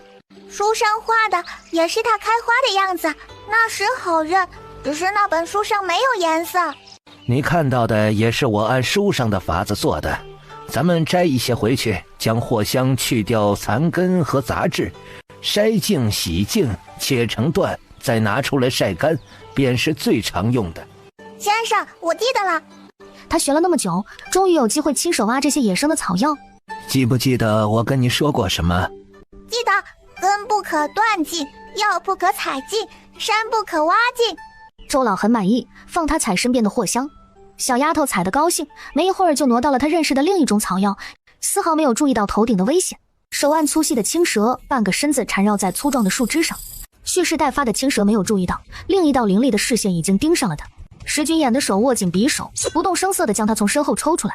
就在青蛇有了动作的一瞬间，整个人高高跃起，青蛇来不及反应，就一把被捏住了7寸。石君眼将青蛇狠狠地灌在树上。方南之突然听见身后的动静，一转头看到的正好是他腾空而起的样子。一旁的周老赶紧过来关心两人有没有事。无事，应该是刚刚冬眠醒来出来觅食的。是要咬我吗？谢谢你救了我。小丫头特别兴奋地靠过来。对了，你刚才是怎么跳得那么高的？是书上写的轻功吗？能教我吗？我也想学。石君也没有理会他。行了，小丫头，没什么事就好，这附近也没什么能采的了，咱们接着往前走。他还是第一次看到有人的身手跟书上写的一样。他以前问过他爹，他爹说就算世上有这样的人，也不是他们这些平民百姓能遇见的。没想到小少爷就会，不知道以后还有没有机会能看到。这个时候，背篓里的药物也采了半筐。3人走了一块还算平整的地方，把地上的落叶打扫到一边，为了防止生火的时候烧起来。生起火，方南之将他娘做的糍粑拿出来，还有放在一起的红糖。先生，我来烤，你们先尝尝这牛乳茶，这是我们家新琢磨出来的。周老喝了一口，小丫头家的牛奶一直没有什么腥味儿，如今加了茶和糖，香香甜甜的，的确别有一番风味。方南之在一旁认认真真的和石君眼一起烤糍粑。先生，这些已经好了，快尝尝。撒了一些糖的糍粑，配着乳香的茶，让他们在初春的山间能感到格外温暖。你家里人属实是都很有灵性，无论是在做吃食还是做买卖的方面。说起来，前日好像听你爹说起，你家的地好像要种些山药。是啊，本来打算在开出的荒地种，但山药好像需要良田，我爹就换了块更肥的地。之前的荒地打算用来种豆子，炒豆子可好吃了呢。你这小丫头还是就知道吃。山药种好了，可以拿去卖银钱的，可以作为药材卖给药铺。大户人家也喜欢用山药做饭食，为了对身体好，无论是哪边，应该都能开出不错的价钱。这才想起来，之前背的药材里就有山药这一味。多谢老师，我记得了，回去我会想着跟我爹说的。等你空了也要去地里帮忙，春种对农户家来说很重要，农家归根结底还是要依靠土地。你家里本身人口就不多，爹娘又有买卖要做，不能因为读书学医就四体不勤。咱们学医之人有个好体魄也很重要，就当是锻炼你自己。我当然愿意给家里帮忙啊。可是先生，如今我的课业太多了，我倒是可以挤一挤时间，做完了课业再去给爹娘帮忙，是不是紧了些？说到底还是想让我给你减免课业。行，看你在我这儿一直学得不错，我同意了。还不等小丫头欢呼，可已经学过的你自己要好好温习，课业少了，课上时的抽考可不会少。若是叫我发现原本会的你记不住了，那先生就给我加课业。一旁的石居衍听着这对师徒的对话，吃着烤糍粑摇摇头，又在山上一边采药一边下来。等到自己家的时候，才发现大家都不在。想了想，他去热了之前做好的奶茶，去地头给家里人送喝的去了。方彤他们在靠近水流的地，他牵着牛，牛拉着一副犁，狗蛋走在旁边帮忙扶着，一牛两人都走得慢悠悠的，不用费什么力。一旁的方银就累多了，他自个儿拉犁，帮忙给他扶的是铁柱。相比之下，两个人比慢悠悠的老牛还要慢好多。弟，咱俩该换了，该我牵牛了。他二哥还真是变聪明了，这要是从前能自己一个人闷头从早上干到晚上，如今都知道适当多懒了。哥，咱们先前不是说好了吗？4个人2-2比赛，赢了的人晚上有大鸡腿，这哪有比一半就换的呀？难道说你认输了？可是这样不公平，我也要一头牛。方彤这下可确信他哥没有以前好忽悠了。行，那说好了，等今年种地赚了钱，弟呀再给你也买一头。方银听了可高兴了，笑呵呵的回去了。方彤哥这也太能欺负人了啊！那能咋办呢？我把我哥养得膀大腰圆的，他能干多少活我还不知道吗？再说了，又不是没让他歇着，他跟铁柱不是换着拉犁吗？正干着活呢，方南之拎着好几个竹筒跑过来，刚好看到这一幕，立刻就不管他爹了。二伯，你是想喝牛乳茶还是想喝水？芝芝，我能不能2样都喝？可以啊，我怕你们不够喝，多带了很多呢。来，这2个都给你喝。方爷一口气儿喝了1竹筒的水，打了个嗝。芝芝，你看我胳膊都勒红了。他跟小丫头好一阵撒娇。你歇着，先把这个牛乳茶喝了。说完，他把水分给别人，转头去找他爹去了。爷，你可别抠门了，咱家现在啥条件啊？再买1头牛吧，可别等明年了。有用的银子你可以留着用，藏起来的银子就算埋进地里也不会长出银子的。哎呀，我也不是说不买，这不是家里的牛棚不够大了吗？我还当是什么事儿？牛棚有啥难的，加盖呗。嘿，你这孩子，今年咱家可能还要盖房子呢啊！你还真当家里的银子没处花呀？这处处都是花钱。还有你和你哥读书的事儿，我敢不多留点银子在手里吗？我和我哥读书的钱之后还能赚，这花钱也要分个轻重缓急。我和我哥又不是马上又没书读了，可你们种地这就是眼巴前的事儿，不能手里攥着银子把人累坏了呀。方彤不说话。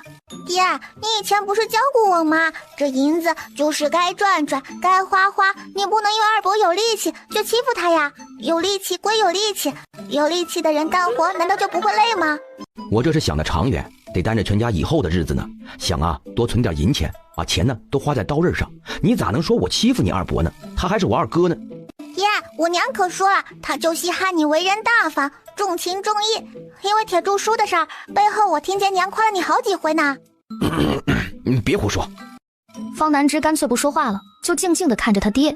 哎呀，行了，那就听你们的，这就买。反正家里还是有钱的，这一冬咱们赚了不少，除了买牛就没啥大的花销了。还得是芝芝这小丫头。春暖花开的时候，竟然有媒婆上门给秦燕介绍亲事。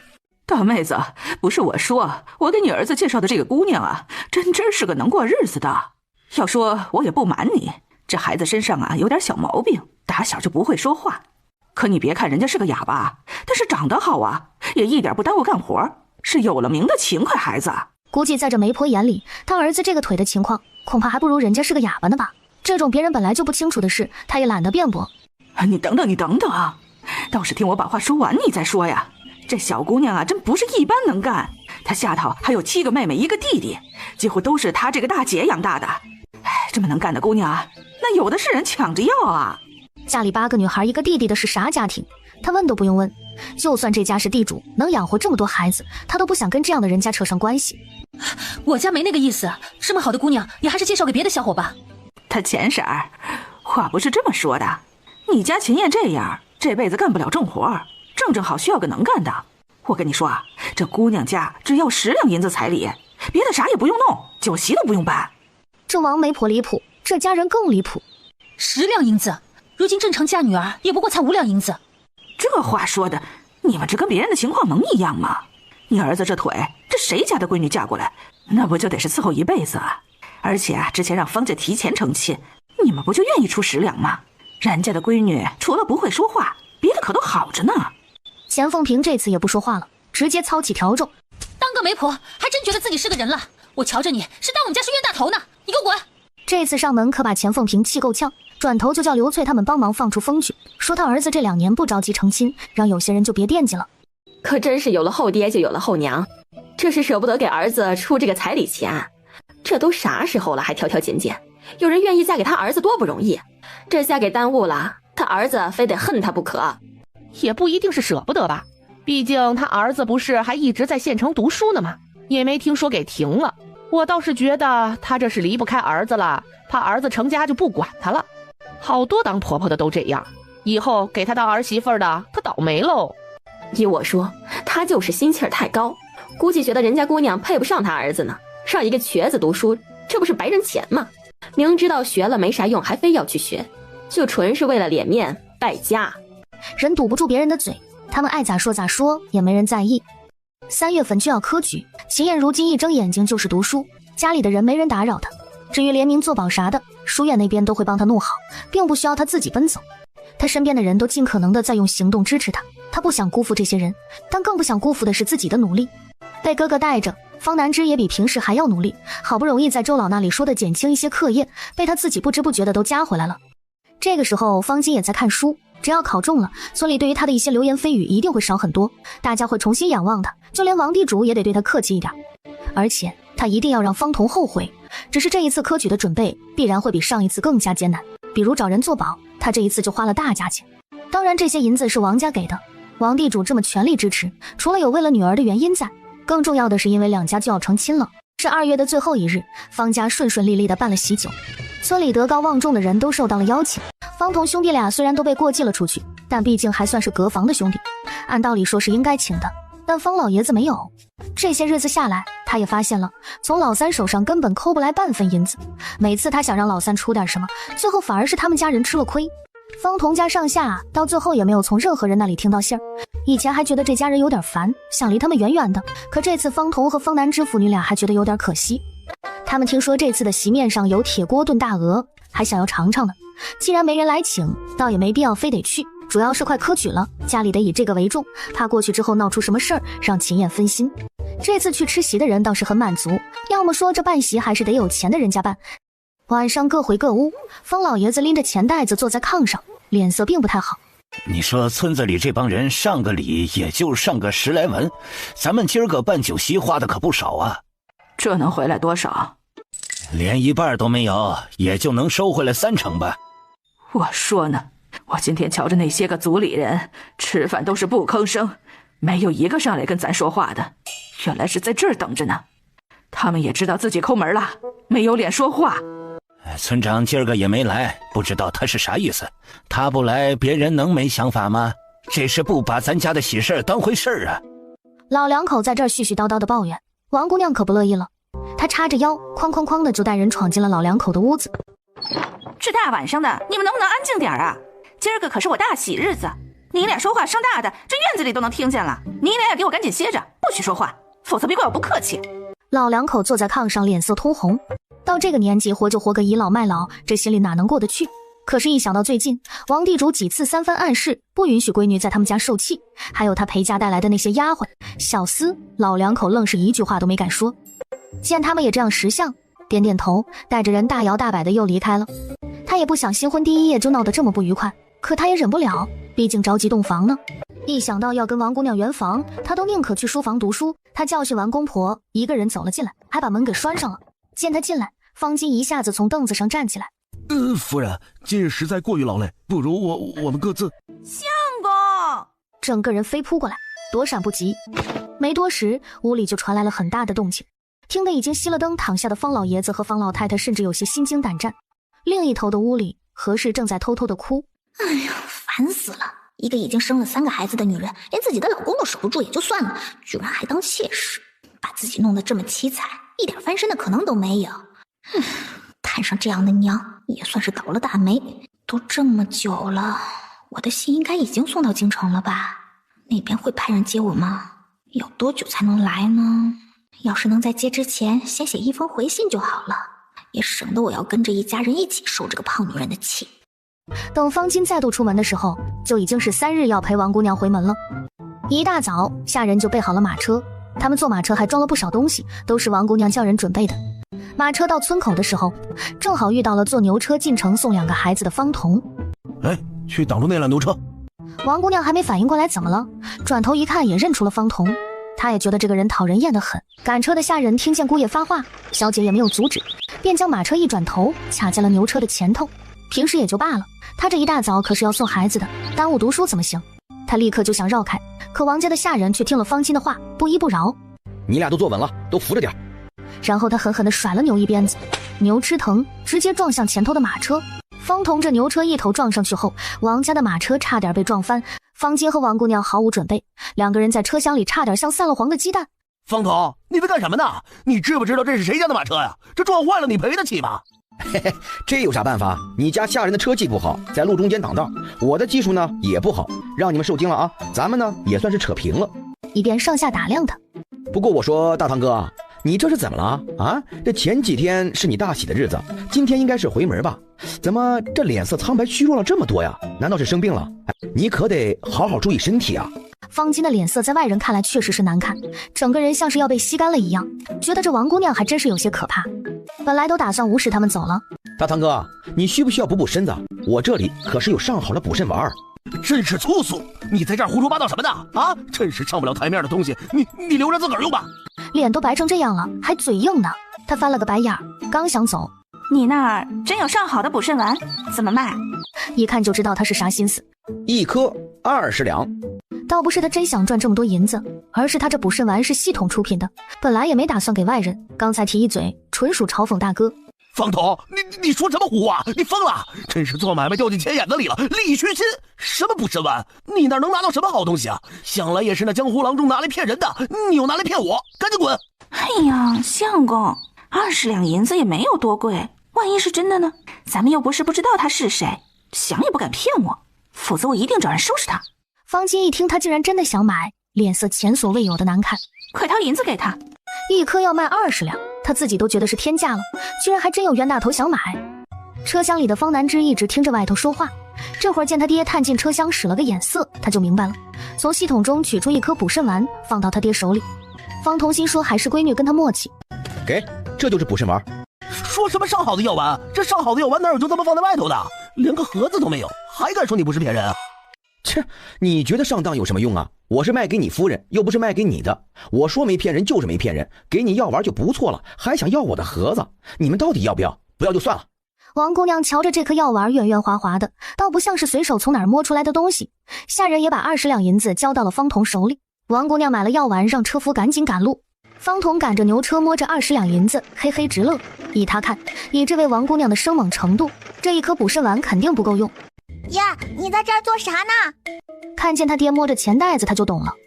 爷，那补肾丸就这么好用，居然能卖这么贵吗？20两都够农户之家攒一辈子了。那个对上了年纪的男人有用。这么好，要不要送2位夫子一点？他的先生周老和郑院长可都是上了年纪的男人，而且年纪都不小了呢。方童一下子被噎住了。芝芝，你年纪还小，这药不该是小姑娘碰的，你交给爹处理就好了，爹知道该怎么办。啊，对，你哥说的对，放心交给爹，这些事儿啊不用你们操心，你们好好读书就行。方南枝表面乖巧，心里决定回头问问系统。到了书院，等2兄妹进去后，方童转头就去了牙行，他想要在县城里边租个房子，毕竟酒楼和客栈都人来人往，不利于孩子静心。若是不能好好休息，那不就失了花银钱的本意，得不偿失。一进门就喊孙大成。怎么了哥？今儿个有啥需要？不会又是来买牛的吧？还养牛呢？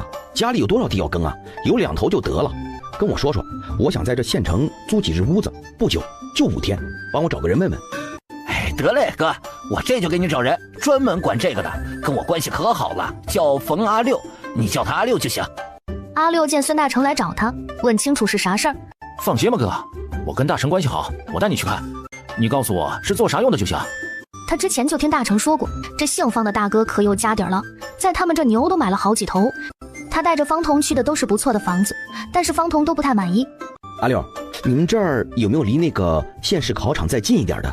有倒是有，但是哥，那边房子最近价格疯涨，便宜不到哪儿去，肯定没有普通房子这么划算。你要是真想要，得有个心理准备，真不是兄弟忽悠你啥的。哎呀，放心吧，我知道，你带我去看就行，不用乱想。阿六觉得这方哥确实敞亮，带他去看了一个有3间房的小院儿。方彤里里外外看了都挺满意的。阿六见他满意，就去把屋主给找来了。你这租房子行，但是5天太少了，至少也得租半个月。你要诚心租，就500文不讲价的，绝对不能再低了。他也没有跟着屋主多讲价，很痛快的签了文书，租下来了。屋主心里也挺高兴的，觉得他痛快。当天他先把院子里简单打扫了一下，才赶紧回村了。回村没多久，赶着接儿子和闺女，他又进城了。车上还带着家里的被褥啥的，还有简单的几件衣裳都给拿来了。来，上车吧，咱们今天呀不回村里了，爹在县城里把小院已经租好了。啥？爹，你不是说等哥哥科举再租吗？这么早就租好啦？哎呀，说是那么说，但是我今天一去看，正好有合适的房子，人家屋主说最少得租15天呢。我算算日子，从现在进去就行。咱们呢就早早的先搁这边适应一下呗，要是有啥问题也来得及改，对不？那咱们从今天开始就住在县城里了吗？对呀。听到他爹的回答，方南之更兴奋了。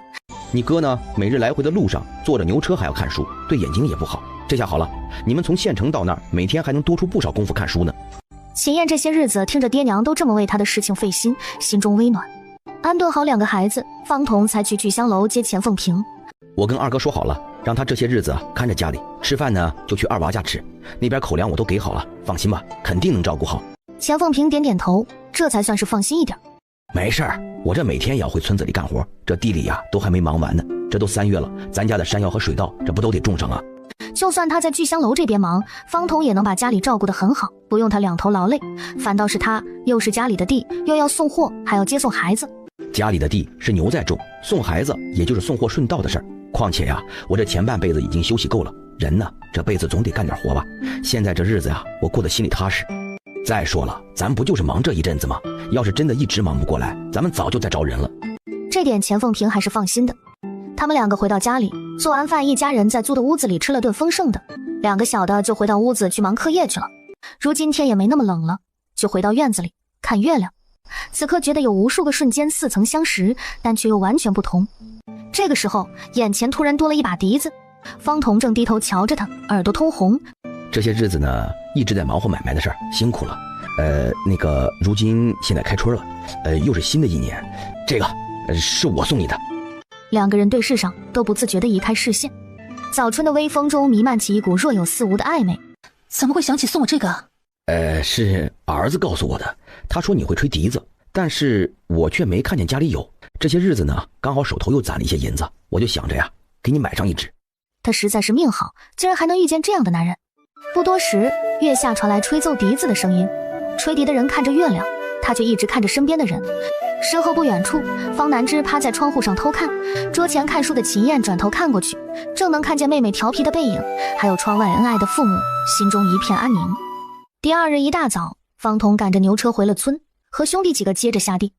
那你把牛买了，房子啥时候盖？那就春种之后盖呗，正好天还没那么热，也没那么忙了，都能腾出手来。哼，那你之前还用盖房子说小丫头，这买了牛也不还是照样盖吗？你懂啥？这叫该省省，该花花。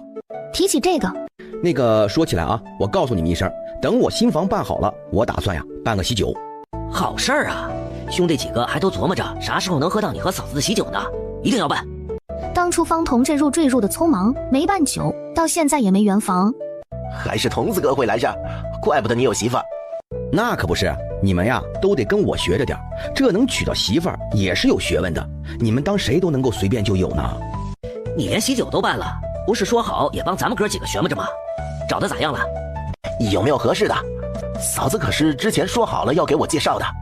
哎呀，服了你们了，着什么急呀？这春天来了，都在心里长草了是吧？赶紧干活，赶紧干活，这干不完活，谁都别想娶媳妇儿。3月初5这日，方南之跟他先生郑老撒娇，换来了半日休沐，带着他二伯逛街去了。一大一小两个人逛着逛着，看到卖吃食的铺子就走不动道。香喷喷的肉包子喽，新鲜出锅的。这位小姐姐，我这包子馅是猪肉的，肉多赞少，您瞅瞅，这做馅的时候我还放了油，全是油腥味，咬一口可香了。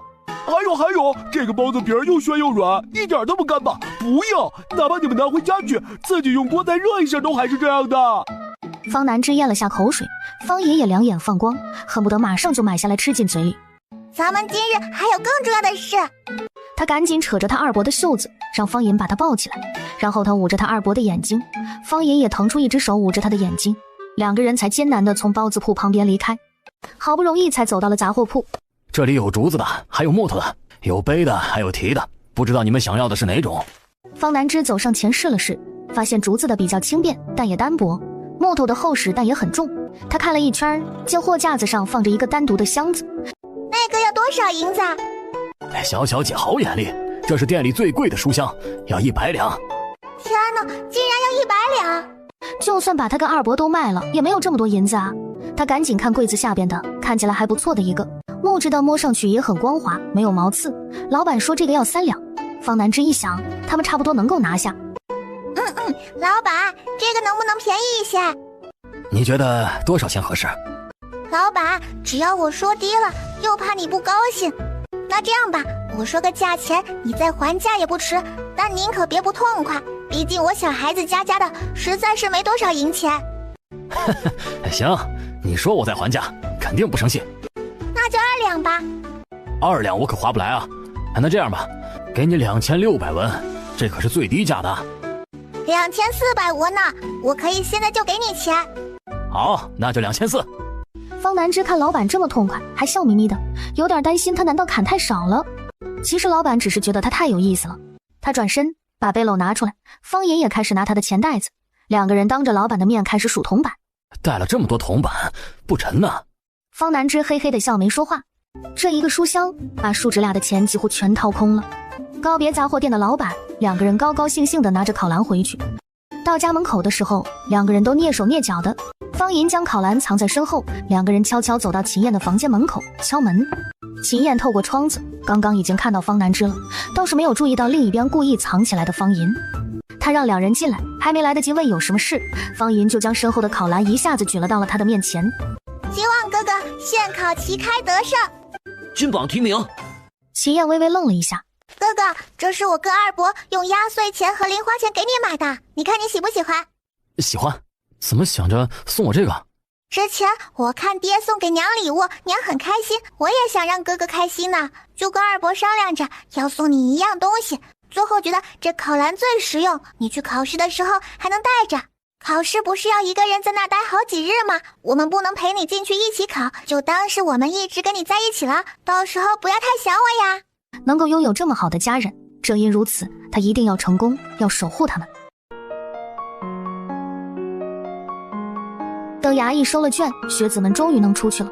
方彤面上全是笑意，往秦燕身前一蹲：“嘿嘿，燕哥，上来。”“姐，不用了，我能走。”“哎呀，上来，都坐了1天了，靠尖那地方腿都伸不开，这会儿啊，指定全麻了。快点，快点，爹背你。这以后啊，你科举出来，爹都管背。当爹干啥的？不就是背负着儿女前行的？”晚上，钱凤萍做了葱油面。“爹娘，我觉得烤的还行。”“嘿嘿，哎，好，那你一会儿先消消神，早点睡，明日啊还得进考场呢。”县试一共考5场，每场考完后，学官们连夜批卷，次日一大早就放榜，只有榜上有名的才能去考下一场。一家人为了不打扰秦燕，也早早熄了灯。又是天没亮，学子们赶到了考场外，衙役敲锣3声，带着榜单走来了。“老子昨个就被人踩了，今天谁也别想挡老子的路。”“哎呦，你怎么踩人？都别挤了！”“哎，快散开啊！老子要放屁了，赶紧给我让出一条路来！”这一个个都是人才，为了看榜至于吗？挤什么挤，都往后！一个衙役将榜单贴好。“我中了，一眼就看着我名字了。”“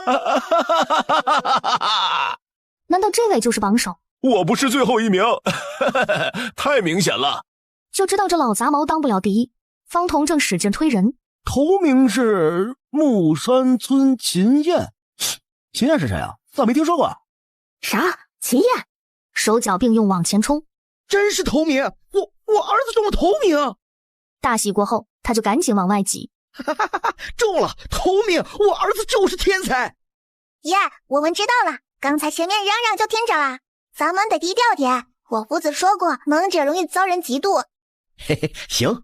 等5场考完了，他回村再显摆。你后面的还考不考？县市第1场的头名，就算后面几场不考，也肯定榜上有名。考。既然已经拿了第1场头名，他不如再争一争，若是能得个先按手更好。于是考中的一波学子还没欢喜多久，又得抓紧排队入考场。老夫读书30载，怎么总是时运不济呀？可怜我一身才华，没人能欣赏啊！30年都考不上，那是纯水平不行嘛？早点认命干点啥不好？最后1场出来的时候，方彤就挤到最前边等着。不多时，秦燕就出来了。方彤赶紧过去，让秦燕趴到他的背上。刚把儿子背稳了，就看见方金也在后边扶着墙出来，膝盖都在打晃。换作往常，方彤高低要调笑几句，今日他仿佛没看着一样，直接从方金的身上跨了过去。哼，什么东西？看见人摔了都不知道扶一把，好歹也是他堂哥，真是养不熟的白眼狼。对一个外心的小兔崽子那么好，有什么用？早晚叫人家给轰出来。不是亲生的怎么了？孝顺不孝顺这玩意儿纯凭良心。一出人群，钱凤萍母女俩早等着了。要不咱去让郎中看看吧？不用，应该只是考试消耗太多精力，有些累了。我真的没事儿。去把个脉呗，要是真没啥事儿，也可以让药铺给开点补药，吃一吃也没啥坏处。开点补药，家里现在虽吃喝都有，但补药可不敢自己乱吃。第2日一早，兄妹俩决定带一堆好吃的去书院找先生聊聊天。先生，快来尝尝我娘的手艺可好了。我从旁人那儿已经听说了，你有几场都考了头名，先是定然是没问题，接下来的府试也不能掉以轻心。正好今日你们来，给你们讲一些府试的事情，算算日子，县试2个月之后就是，到时候去府城考。府试的出题人虽然时有更换，但府城差不多能拿得出手的人也就是那些。府试的考题一般容易看重《孝经》和《论语》，近几年的题你们应该都已经看过，比如前年的。师徒3人就这样消磨了1日的时间，他们的日子过得是轻松，可这次县试审卷的大人们可是最忙的时候，阅卷判卷，有的时候还要因为一个卷子争论不休。好不容易都筛选完，他们将排好的卷子交给县令，由县令最后再看一道。这怎么有点熟悉啊？大人，去年舞弊的事儿。县令想起来了，眼里的厌恶更多。他把后10名的粗略翻了翻，觉得没什么意思，干脆走到前头看第1名的卷子。这写的可真不错呀，一笔好字不说，而且言之有物。大人，这秦燕会不会年纪太小了？要不要今年放在榜2压一压？总归之后还有府试，也影响不了什么。县令没说话，只是走到第2名的卷子前拿起来看。别想了，这第1、第2名卷子实在是差的太多了些。若是没有这第1珠玉在前，这第2名倒也能看。但既然有个明显好的，干嘛非得选第2的？且多少青年才俊都是年少有为，前朝有16岁连中3元，人家都不见有人压。一个县试有什么值当咱们压的？若是这秦燕府试也有个好成绩，说不定咱们县就又出个少年天才了。方童家一大家子整整齐齐的都去考场门口等着放榜。丫头，你来看。哥哥是哥哥，哥哥是第1名，我看到了，母山翠秦燕。太好了，儿子考上了，还是按手，我儿子真厉害。爷，你把我放下去吧。方童把闺女放到地上，人也冷静了不少，接着看榜单。这次从榜尾开始看，连续看了倒数3名都没有看到方金的名字，他居然落榜了，这真是让人想不幸灾乐祸都难的。此时同样在看名次的方金也呆若木鸡，就算他这次考试的状态不怎么好，但也不至于落榜啊。好巧不巧的是，榜尾正好是之前的那个青山老头子，他从看到自己的名字后就一直在那边又叫又跳，没想到他笑着笑着竟然突然全身僵硬。我的娘哎！没事吧？这老头没事吧？别是乐极生悲了吧？他好像说他中了。这是笑晕过去了。哎呦，这可咋整？赶紧把人送医馆吧。方南志有听见有人晕倒了。不要动他，不要动他，让我来，让我来。见钻出来的是个小姑娘，还有大哥想拦住他。别拦着我，我是学医的。这种情况，他这么小的年纪可真麻烦。快让他平躺过来。秦燕帮他给人翻身，这会儿正好有一个读书人站在旁边，呆呆的就把自己的包袱递过来了。多谢。风南枝把包袱塞到老爷子头下，伸手把老爷子的腰带解开。他一只手按着老爷子的人中，另一只手摸上他的脖颈，发现人还有心跳。周围人不要离这么近，都离远点儿。方彤赶紧赶人，给老爷子留个喘气儿的空间。过了不到半刻钟，风南枝见老爷子的眼皮好像动了动。这个时候正好有辆马车停在附近。爹！这个时候刚好老爷子悠悠转醒。爹，你咋了？爹，你没事吧？你爹没事儿，他中绑了，中了绑尾，太高兴一时间昏厥过去了。不过还好，我刚刚给他把了脉，老爷子身体强壮，有心跳也没有闭气，这会儿算是缓过来了。小丫头叉着腰，话是这么说，您毕竟年纪也不小了，年纪越大的人切忌情绪如此激动，大悲大喜对身体都不好，这是医嘱，要好好遵守，知道吗？老爷子刚醒过来，还有点没明白发生了什么。好了，走吧。还请留步，这位小小姐是我的救命恩人，不如给我们个机会道谢吧。要是不介意，咱们一起吃顿饭如何？你只是晕过去了，但没啥生命危险，我也不算救命，不用了。要的，而且我也想跟暗手交流交流学识，咱们都是读书人，就是不知道我有没有这个机会了。这位小公子原来是暗手，那请务必让我们做东。这父子俩都太热情了，方彤他们都觉得有点难以拒绝。刚才提到聚香楼，那咱们就去聚香楼吃。聚香楼的掌柜见他们来说要个包间吃饭，又个个喜气洋洋的，才知道秦燕竟然中了县市头名，真的是又惊又喜，赶紧给送上楼。其实我年轻的时候是干镖局的，白手起家，那时候啊也不识字儿，我也赚了点家底，从来觉得读书这个事儿跟咱就没关系，因为不识字儿也不是没吃过亏。后来年纪大了，儿子也立得住了，比以前清闲了许多，在家就闲着没事儿，跟识字儿的人学了写字儿，后来又看了许多书，这一看还看上瘾了。我说呢，原来这老爷子这是为了自己的爱好和追求，这可真不得了。没啥了不得的，我这干镖局年轻的时候也是为了混口饭吃，如今的年轻人读书也是为这个出路。其实大家都一样，这想干的事儿啊，那都是有家底之后才能谈的。等到儿子闺女都长大了，真的赚够那一天，说不定他也有自己想干的事了。我也是没想到，这县市的暗手竟然这么年轻。方小兄弟，你可真是有个好儿子呀，让人羡慕得很。嘿嘿嘿，那可不是啊，我儿子闺女都给我长脸了。我这人呀，也没啥读书的本事，结果这两个孩子呢，是一个比一个有出息，这最有福的呀，还得是我。一顿饭宾主尽欢。行了，都没落什么吧？互相都到房里去看看啊。这趁着天没黑，咱们赶紧回村里去炫耀一下，这得要让村里的人都看看，不然呢，岂不成了锦衣夜行了？白瞎了我儿子考这么好。因为方彤这话，一家人连衣裳走的时候都是换得最体面的。这衙门是不是有衙役去村里送喜报啊？那咱们该不会已经错过了吧？好像是，这县市是要投名报喜的，府市是只要上榜的都有衙役报喜。不行，咱们得赶紧回去，可别错过了。应该还来得及，咱们回去，快，我快点赶车，你们都坐稳了啊。木山村，秦高飞这次进村低调不少，虽然依然有不少好事的村里人上来问考得咋样，但他也没特别吹嘘了。行，考上就行，而且还是第5名，要我说，这府试这次肯定能过。可不是，一共那老些人考呢，这回可加点小心，别再生病啥的。还得是淑才，有出息啊！要我说，咱村这些读书人里面，我最看好的就是你。大家伙正在村里说的热闹，突然听见有敲锣打鼓的声音。这是报喜来吧？是不是去你家的？秦高飞愣了一下，但是没敢说。问一下秦燕家在哪儿？前头走过去个7、8家，有个有门有墙的，右手边就是。关老爷，您这是去秦燕家干啥呀？自然是报喜的。你们村的秦燕这次县试中了暗手。暗手是啥？县市的暗手，那不就是头名吗？啥？秦燕是中了暗手？不对，首先，秦燕她什么时候去参加的科举？还是不对，秦燕她不是腿残疾了吗？怎么能参加科举？衙役也没听明白，他们搁这说啥呢？他们还有正事要干，直接往秦燕家去了。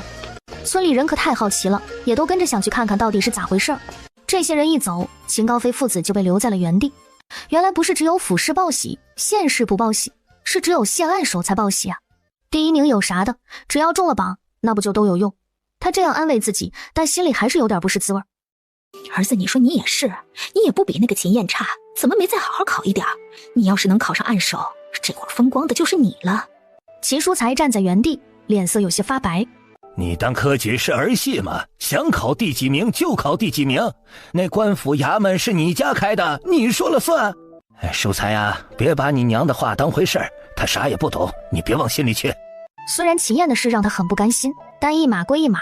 等晚点秦燕家办酒的话，就送点贺礼，好歹面子上过得去。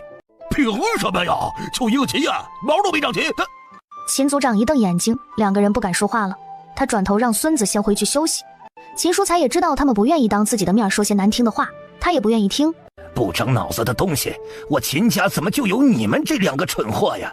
要不是书才有出息，早就应该把你们两个撵出去。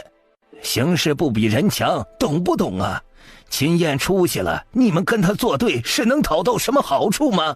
科举这种事儿能考到多少就是多少，难不成没有了秦燕，书才就能考上按手了？之前秦燕家最值钱的是他们做买卖的方子，可如今既然秦燕考上了，那事情就不一样了。年纪轻轻能考上按手，说明是很有真才实学的，多多交好，不管你们喜不喜欢他，总归是对书才有好处。我不管你们两个怎么想，但如果挡了书才的路，就算你们做爹娘的，也别怪我不客气。他们心里也清楚，这个爹眼里没有他们，只有孙子。秦族长把他们两个也撵走了，撵得看得生气。他心里清楚，县市的按手，只要府试不出什么岔子，几乎是肯定能考过去。剩下的就在于名次了，还得趁着人没站在高位，把以前的错都遮掩过去，不然回头秦燕报复咋整？哈，大人们别客气，干脆留着吃饭吧。家里杀只鸡，大伙都尝尝。你们来报喜的，不是不着急回去吗？衙役们齐齐推睡，饭就不吃了。没一会儿，铁柱他爷都被背来了，他是特意过来的，在家里包了红封，就怕孩子们想不到再怠慢了人家。老爷子，你可真有个好孙子，出息啊！年纪轻轻就考上按手，好日子还在后头呢。狗蛋他爷爷来了，也送了红封。衙役一开始还说已经收了，没想到人家就是要送2份。咱们得回去复命。方彤这一家人怎么还不回来？难不成是把报喜这件事给忘了？方彤当然得回来了，他急呀！好好的一辆牛车，都快赶出马车的速度了。到家的时候看见衙役还在家里，依然高兴的都快跳起来了。钱凤平连红封都是在车上现包的，一见到人就挨个往手里发。衙役见就是正主回来了，这会儿牙花子都笑出来了。门外看热闹的村民从刚才方彤的牛车停下，眼睛就瞪得溜圆。主要是秦燕是自己走下牛车的，这么说人家没弄错，秦燕真的去科举了，还考了个头名回来。这一来二去的，才好不容易把人都打发走。哎呀，我是做梦吗？刚才衙役真的来了，是不是？燕哥真的在县市里考了头名是吧？伸手在他脸上打了一下。现在呢，真不真？几个兄弟面面相觑，这才开始大笑。你们今日啊都别走了，都留在家里吃饭吧。咱们晚上啊好好吃一顿，这大喜的事儿啊，谁不愿意沾沾喜气呢？二娃他们都赶紧点头。方彤让狗蛋把家里弟弟喊了。恭喜宿主帮助哥哥走科举之路，完成30%，奖励交易通道2号通道，2号打开中，请稍后。交易通道怎么还有2号？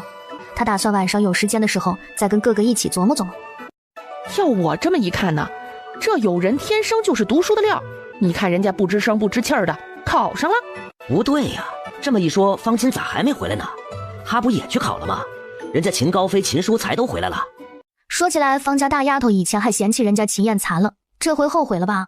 就看到方家人回来了，还是坐着马车回来的。大家伙这个好信儿，赶紧上去问咋样了。哎呦，我的天哪，这是咋了？不是去考试吗？这怎么挨打了？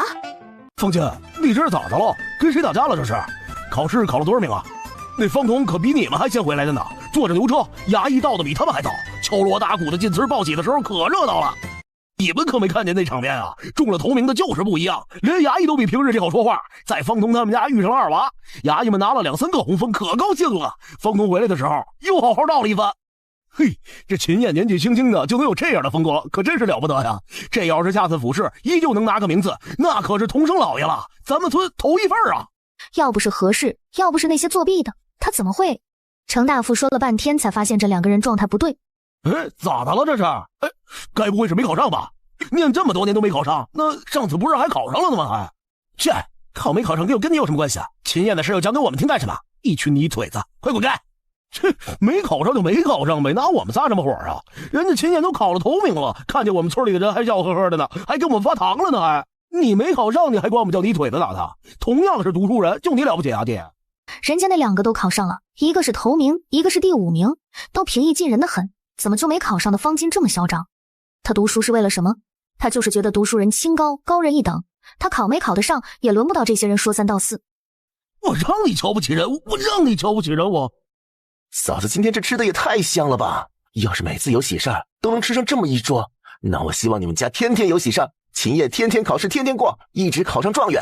得状元也行啊，可哪有天天考试的？你想累死我儿子呀？哎呀，这孩子生得真好，长得俊俏。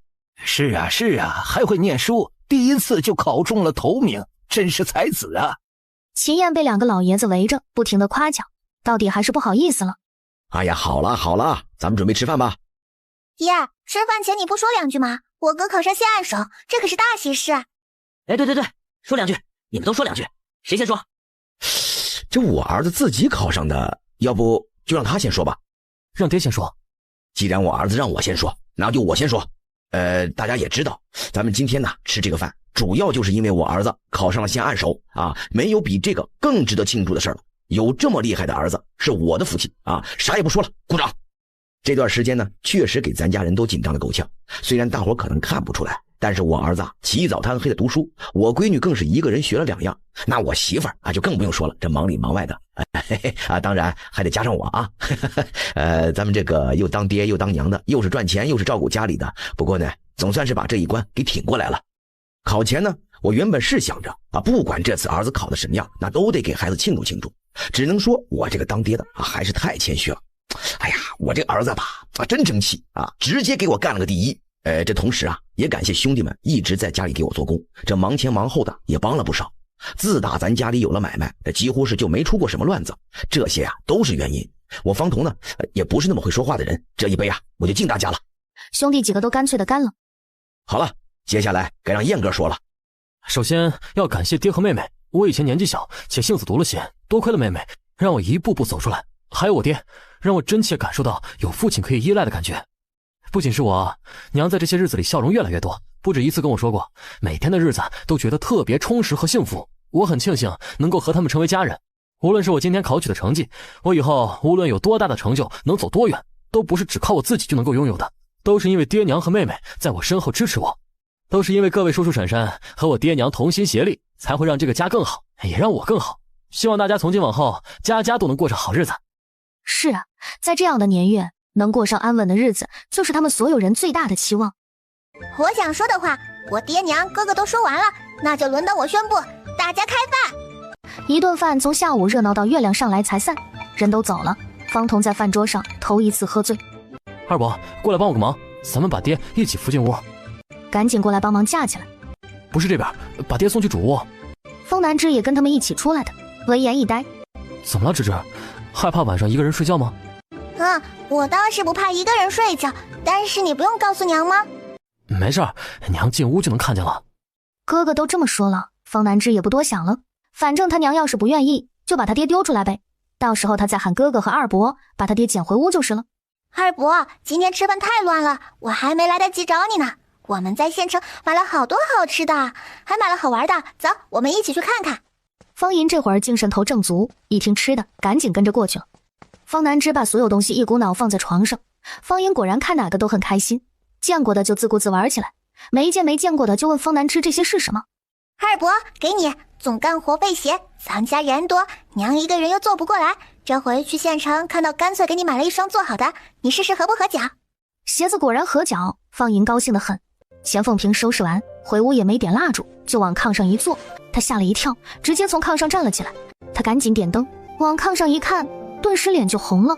想起刚才他离开的时候，方彤醉得不成样子，家里剩下那3个能有这种主意的，也就他儿子了。算了，自己生的亲儿子能咋办呢？第2日一早，方彤睁开一眼，见自己身边睡着的人竟然是钱凤萍，吓得从被子里坐了起来，呆呆地看着他媳妇儿，想了好半天，昨晚发生啥来着？他努力回忆，总算想起了发点啥，不好意思地摸了摸脸。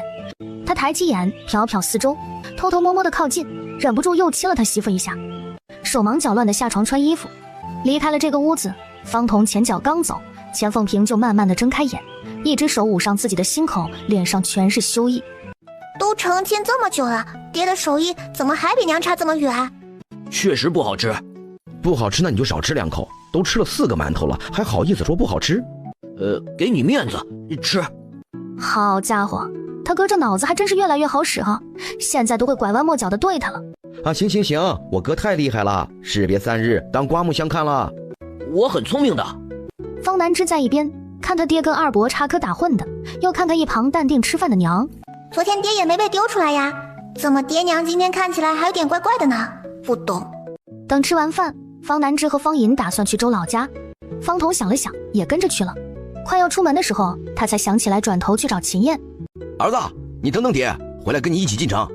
秦燕应了，没错，方彤之后还得陪秦燕去书院送谢师礼。他儿子这样一考上，往来的人情不少。等到了周老家，一见面就提起秦燕科举的事情，两边又是好一阵寒暄。徒弟一家是这样的和和美美，跟这样的人家来往，他总是觉得心中舒坦。放心吧，你哥他一切都好。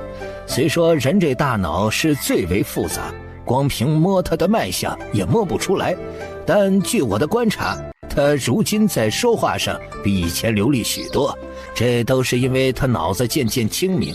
只要他的身体还向好的发展，那咱们就可以这样继续治疗。既然如此，他就不在意时间长短。周老，我二哥的病就麻烦您老人家了。哦对，还有我闺女，她隔日在您这儿学医，也令您操劳，我在这儿一并谢过了。这叫什么话呀？病人是我收的，徒弟也是我收的，不管是当郎中还是当师傅，这都是我应该做的。芝芝是个好徒弟，一直以来我教导他，你们当爹娘的也尽力支持，反倒是我还想谢谢你们呢。先生，你得给我二伯施针，然后我还要上课呢。爹，哥哥还在家等着你呢。方彤赶紧告辞了。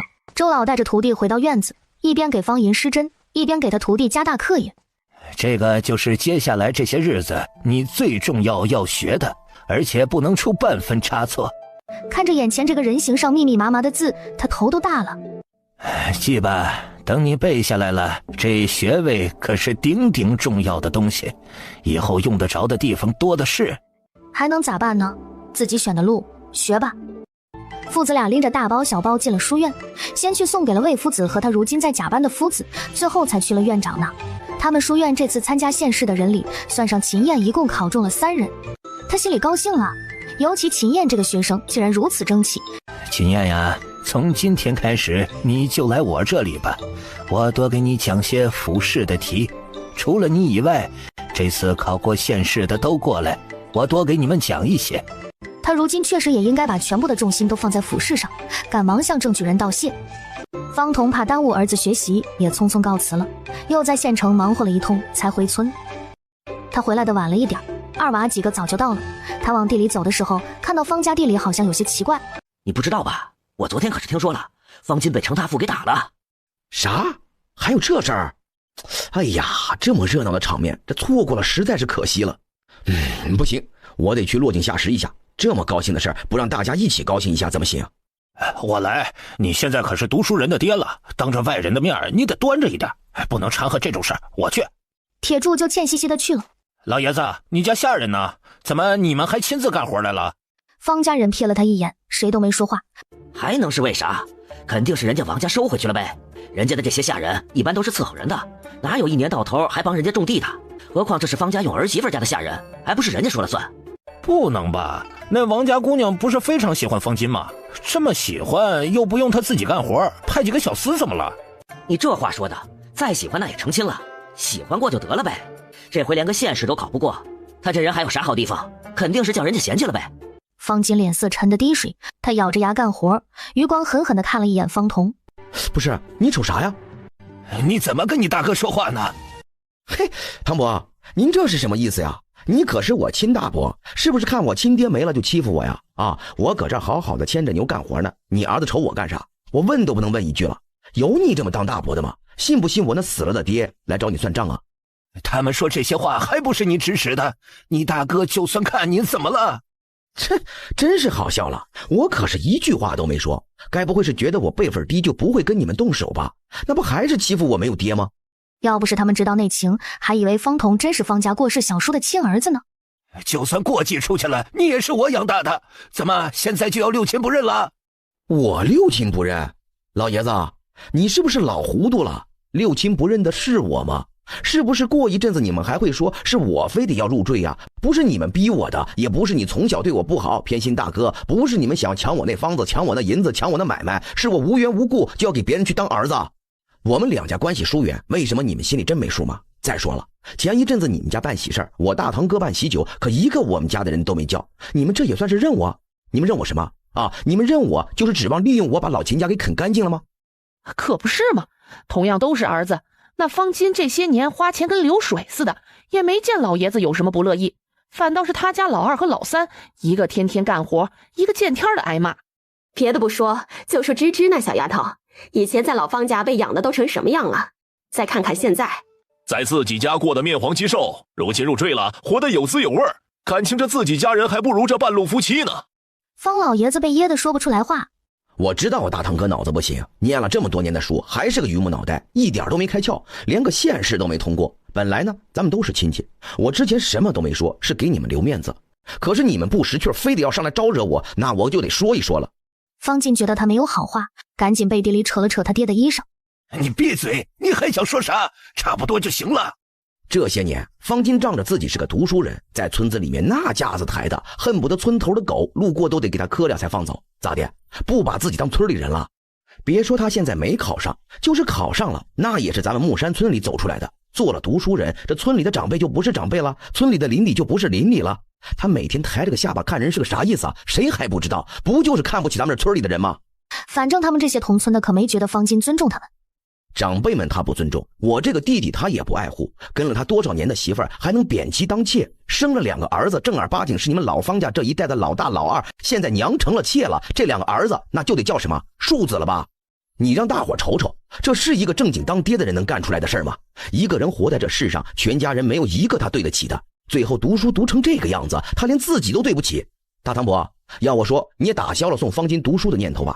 养出这么一个人渣，等死了之后，咱们老方家的祖宗见了，到地下都能逮着你们父子俩揍。方头，你可别太嚣张了，就算是秦燕考中了暗手，那又怎样？路还长着呢。再说了，他考中你得意什么？你不过是个后爹，还是入赘过去的，他再有出息也是姓秦，跟你这个姓方的有什么关系啊？你还真当人家就把你当自己人了？你好歹也是个读书人，挑拨离间都要做得这么明显吗？有没有关系无所谓啊，反正他现在叫我一声爹，对我孝顺，对他妹妹也爱护。且不说他是真心的，就算是装的，你都没装出来。你对自己的亲爹亲弟那都是装不出来的，你个六亲不认的玩意儿，还好意思在这里指点别人家？你家的日子你过明白了吗？切，他在村里啊还收敛了呢。有一次我去县城买菜，但摊主啊少找我2文钱，我就跟他争辩起来了。遇到方金，我也想着让他帮忙说说，结果你们猜方金跟我说啥？说不过2文钱有什么好吵的，在那儿丢人。他替那摊主给了，丢给我2文钱，弄得好像我无理取闹，打发叫花子似的。我当时就把那2文钱丢给他了。啥？还有这事儿？可不是嘛，这事儿啊我跟我家里人还有邻居都说过，只不过大家都没怎么传就是了。他呀就是动不动就看不起咱们是泥腿子，觉得咱们一天到头为了几文钱挣命就丢人，瞧不起咱们地里刨食的呗。方金呐，做人可不能这样，你再怎么厉害不也是咱们村出去的，咱们村里好些跟你不同姓，也不指望你能帮忙干什么，但你也不能瞧不起人吧。是啊，你平日里总把读书人注重名声挂在嘴边，可你看看你干的都是啥事儿啊？瞧不起咱们？我看那读书的秦岩啥的你也一样瞧不起，你也不是什么生来就锦衣玉食的人家，你凭啥瞧不起人？咱也不知你这儿子以前是咋读的，但是要我说呀，再好好教教吧。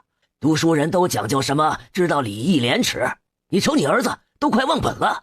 不过其实咱们也明白，你们都一样。自从有了这么个读书的儿子，你这个当爹的也没有多瞧得起咱们。但毕竟如今还在一个村里，你儿子也没当什么大官，也没带你去什么县城府城。既然还住在这儿，以后抬头不见低头见的，你们还是别太瞧不起人了。接下来这一整天都被村里人指指点点的，根本就抬不起头来。回到家之后，方晴天两兄弟也琢磨起来了，不动声色的去找了何氏。儿子，这件事可不能这么算了。虽然娘认命了，争不过地主家的姑娘，可你们两个是娘的儿子，我是绝对舍不得让你们吃亏的。那娘，这可怎么办呀？如今姓王的还没有生下孩子，他要是生下孩子，会不会以后这家里就彻底没我们兄弟俩的位置了？何氏不愿意相信，养了这么大的儿子，到最后为啥也捞不到。可是，一想到方老爷子的那个样子，方金这个做儿子的又跟他爹一模一样，他就心慌。在整个方家因为方金没有通过县试而陷入阴云密布的时候，他此时正窝在自己的房间，小心翼翼地打开了一封回信。他求人送到伯府的信终于有回音了，太好了，伯府终于有人要来接他了，他马上就要熬出头了。渐渐到了4月中旬，地里的活终于忙完了，而钱凤平和白氏他们几个也不用再日日都去聚香楼教人了。方彤本来打算在春种结束之后开始盖房子的，但秦燕这孩子还要准备府试，也就是这1个多月的事儿了。家里要是动工，那肯定有声响。眼下还是以孩子考试备考为准。方南之在这个时候学位图都已经背下来了，已经开始跟周老学着施针。方彤为了让闺女练习，日日往家买猪蹄儿、买猪肉，都是为了给女儿练手。等她练手之后，这些肉也被炸得差不多了，直接拿去炖还挺入味的。祸害了好长一段时间的猪蹄，周老觉得差不多了，让方南之正式动手。为此，周老还特意为他寻来了一个施针的对象。方南之看着眼前的石君衍，觉得他脸色有些不好，要不是打赌输给了周老，也不至于亲自来做这事。他最近肩颈不通，如何施针？风池天柱。风池位置？他伸手点上石君衍颈后，在枕骨下2侧。记得都对，施针吧。方南之这可是第一次对人动手，立刻有些紧张。歪了。可有疼痛？有一点。周老立刻出手调整，但依然有一点点出血。方南之更紧张了，这一次他学乖了，先摸到穴位最准确的位置，转头看向自家先生，等周老点头了才下手。又歪了，不敢相信。周老接着帮徒弟补救。手不能抖，穴位周边有许多脉络，扎到不该扎的地方会疼痛，严重的伤了经络，可能会造成麻木和瘫痪的。石君衍躺不住了。我突然想起来，我最近偶感风寒，身体情况也许不适合针灸，得去休息。我先走了。方南之举着针一呆，看着石君衍走出去，转头看向他师傅。你还是回家继续猪肉练手吧。方南之垂头丧气地回到家里。宿主，系统已更新完毕，第2交易通道打开，已连接科技位面。为保证系统的正常使用，建议宿主及时了解位面新更新的内容。空间也已经进行更新，有科技老师等待。方南之干脆躺到炕上，开始看看这次交易位面是什么。打开系统通道，发现界面跟之前的差不多，但里边的东西却愈发的让他看不懂了。这炒饭机是什么东西？无人机又是干什么的？机械狗又是什么狗？之前的通道的商品有很多看的，解释大概还能知道是用来做什么的东西，但是这些就算看了也很难理解，他就觉得有些没意思。搜索出了跟医疗有关的东西，这一下更是大开眼界，他只能问系统跟针灸有关系的能用上的有哪些。在最后的结果里，他看中了一样东西，叫医疗模拟机器人，看介绍就是可以对这个东西施针。那难道就像是上次石君衍那样，可以躺在那让他扎吗？可既然是人，不管是什么人，如果扎错了不都会出事吗？你们这里还能卖人吗？宿主，医疗模拟机器人不是人类，而是一种机器，就像你看到的其他商品机器类的一样，是没有生命的，只不过是做成了人的形状，只能用于医疗。方南之又询问这个机器人是怎么用于练习针灸的。如果宿主在这个机器人上面施针，你向他提问，他可以告诉你他的感受，在机器人身上扎偏了也不会出问题。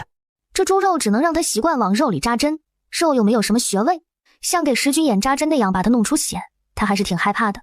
见他停留在这个页面犹豫不决，系统主动提出可以让他试用一下。他把自己的针准备好，同意试用机器人。购买后，方南之从系统中提出来。虽说知道这是假人，可未免也有些逼真。钱凤萍正好推门而入，想要喊孩子吃饭。这是啥呀？大变活人？觉得这东西跟闺女的系统有关系，一转头就把门关上了。闺女，这人是哪来的？娘，没事儿，这是系统让我试用的，用来帮助我学习针灸的，这样以后也就不用总是往家里买猪肉了。他小心翼翼地靠近过来。这是啥呀？该不会是一个活人吧？他确实不是一个活人，但如果是死人，那问题不是更大了吗？钱凤萍刚瞪大眼睛。娘，没事，这是一个假人。他这才长长的舒出一口气。真是个假人，这做的也太真了。我站在门口的时候，真以为是个大活人躺着呢。就算这么近，我也看不出这是个假的呀。方南之看着也很好奇。我现在就要试一试，它像不像系统说的那么好用了？在时间到之前我得试完，如果不行的话是要退回去的。好，你试试，娘不打扰你，娘去看看这到底是个怎么回事。想起今天他扎错的那个位置，风池穴，找到之后吓了一阵。这一针下在风池穴的感觉怎么样？你好，这一针下在风池穴的，有些微微的偏移，还需要努力。一时间也不知道是该因为这机器人的好用而欢呼，还是因为他再一次扎歪了一点叹气。小丫头不服气，举起针又扎了别的穴位，差不多10个穴位里边也就能准4个，这个几率太低了，或者说对他们这些郎中来说不存在概率的问题。这恐怕也就是仙人的东西了。方南之又练了几次，成功率越来越高，逐渐上手。秦燕被方彤喊着去吃饭，他自己出来，结果路过门口的时候，听见屋子里传来陌生女子的声音。方南之在屋里正练习的热火朝天，钱凤萍也专注于看女儿。他推开门进来，方南之一愣，秦燕这时看到了炕上多出来的一个大活人，愣了一下后不知道该作何反应。方彤在灶房忙活完，连菜都给端到桌上了，结果发现屋子里一个人都没有。出去一看，先从闺女的屋开始找，隐约听见有人说话，推开门一看，全家人都在。不是你们都在支支屋里干啥呢？这饭好了赶紧去吃啊，再不吃就凉。他才发现床上好像多了个大活人。不是，这谁呀？哪儿来的？他就是练个针，今天怎么一个一个都往他屋里跑？不是谁，也不是从哪儿来的，就是一个我学针灸用的假人，跟系统换的。他把手里的针放回去。得了，咱们要不要先吃饭去吧？等回来我再练，都别在这儿了。不是，你等等，你说这是个什么玩意儿？假人？做啥的？这不是神仙造人吗？哎呀，这么厉害吗？你快给爹看看，这到底是个什么人？他只能示范给他爹看。哎呀，我的个乖乖耶，这神仙系统未免也太厉害了吧！我觉得这个东西很有用，可是我现在的交易币还不够买，好想要啊！既然妹妹学医需要这个，那我们一起努力攒。对了，系统说的空间先升级了，有个科技老师，以后有什么事情可以问他，听说无所不知。当真无所不知，那不就是所谓的上通天文，下知地理吗？两人一起查看空间，空间出现了个自称智脑的虚拟人。秦燕询问各种问题，他问什么样的制度才算是好的土地制度的时候，这位老师一张嘴就说了很多种土地制度，有什么井田制、均田制、方田均税法、摊丁入亩、国有制、公有制、集体所有制。秦燕一瞬间就被震撼了，不只是震撼于这位老师的全知全能，更多的是他意识到这个空间会给他开拓无数眼界，这种震撼是来自心灵上的，让他久久不能平静。他又询问了各个古籍，这位老师也都知道。方南之则是询问了一些药方，还有一些病症治疗的手段。问完之后也是一脸的呆滞，觉得好像是抵达了什么从未知晓的地方。从空间里退出来的时候，哥哥，我们一定要努力啊！是，没想到不过才过了这些时日，系统就已经能够做到如此地步。如果我们之后继续跟着他做任务，还不知道能发展成什么样子。恭喜宿主兄妹达成兄妹齐心成就，奖励2点健康点，奖励太阳能台灯1个。方南之总觉得好像在系统里看到过。他取出来之后，按照系统的说明找到开关。爹娘，哥哥，系统说这灯只要在白天放在有日光的地方，晚上就能这样在屋子里使用，不需要点火，也不需要油，这可比灯和蜡烛好多了。这下好了，以后你们兄妹俩呀，夜里念书就不用换眼睛了，这可比家里的灯亮多了。一家人对这个新奇的东西爱不释手的。哎呀，坏了，这饭还没吃呢，恐怕都得凉透了。他们赶紧把台灯收起来，往正屋一去。另一边的方家已经好几天没有吃到一口肉的方金，终于想明白了。我明儿去县城一趟。如今去县城还是能干什么？肯定就是找王姑娘服软了呗。第二天一早，方金把自己重新打扮了一下，穿上最体面的衣服。哎，我还记得咱们刚认识的时候，你还穿不上这样的衣裳。那个时候你的衣服上有补丁，我看着心疼，偷偷在买布的时候买了你能穿的料子，藏着掖着的，怕家里人发现，偷偷摸摸的给你缝了件衣裳。你后来还偷偷告诉我，说你穿了新衣裳，很多人都夸你长得俊，说衣裳好看，问你是谁给做的。后来咱们定亲了，也终于不用藏着了。你说你要到县城里跟新认识的读书人朋友吃饭，怕对方看不起你。日子来不及，我们就一起去了县城。我给你买了第一件成衣。你从县城回来的时候更高兴了，还抱着我说我就是你的福星，说认识我之后你的日子一天比一天顺。方巾却听得心不在焉。成亲之前，虽然对方表现得对他很痴迷的样子，但相处了之后就知道，王姑娘毕竟是王地主家的女儿，从小娇生惯养，没有在任何人那里受过气，惹得她不高兴，可不像普通女人一样说两句好话就能哄过来了。等何氏整理好，她伸手将人挥开，一句话都没说就走出了屋子。何氏愣愣地站在原地，为什么她好像能轻飘飘的就将他们最恩爱的那段日子给轻易忘了？方巾到底念了这么多年的书，知道哄女人不仅靠嘴，多多少少需要点行动。如今春暖花开，路上开了许多野花，她一路走一路摘，扎得好看了些，弄成一大捧。等到了王家宅子，给她通报的下人看见她的时候，脸上也没有什么尊重。她还真就没那个闲心跟人置气，只是觉得方巾没用就算了，还不听话，居然敢跟自己指手画脚。等她想明白要回来，那也随便她。总之男人就是这样来来去去的玩意儿。对不起啊，媳妇儿，那日我因为刚考完，发现自己没有上榜，有些失了理智，说了不该说的话。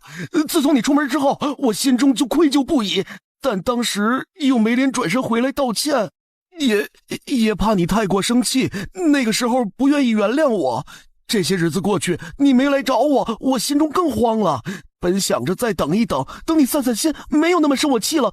可是又怕日子久了，你心里慢慢没了我，因此今日才厚着脸皮来求你原谅。他跟方巾成亲这么些日子也看出来了，方巾就拿这件事当命根子一样。要说方巾因为考试落榜失去理智，他还真有几分相信。而且他自己做的事他自己清楚，新婚嘛，难免两个人痴缠了些。不过清楚归清楚，他可不觉得这有什么错。那日他生方巾的气，也是气方巾居然敢对他大呼小叫。夫君，这花是你特意为我准备的吗？抱歉，你也知道我家中条件一般，尤其是最近正是地里忙的时候，我一直在给家里帮忙，也没有什么机会出去攒银子。这是我一朵一朵为你采下来的花，只希望你不要嫌弃我的心意。可你若要真的嫌弃我罢了，我原谅你了。要说那日的事情，我也有不对，咱们夫妻两个有什么事儿也该在自己家解决，我不该让人把你赶出府去。这些日子你在家里一定吃不好睡不着，受了不少苦吧？我看你可都有些瘦了。在方巾的颜值以及花言巧语下，还是很轻松地哄好了王姑娘。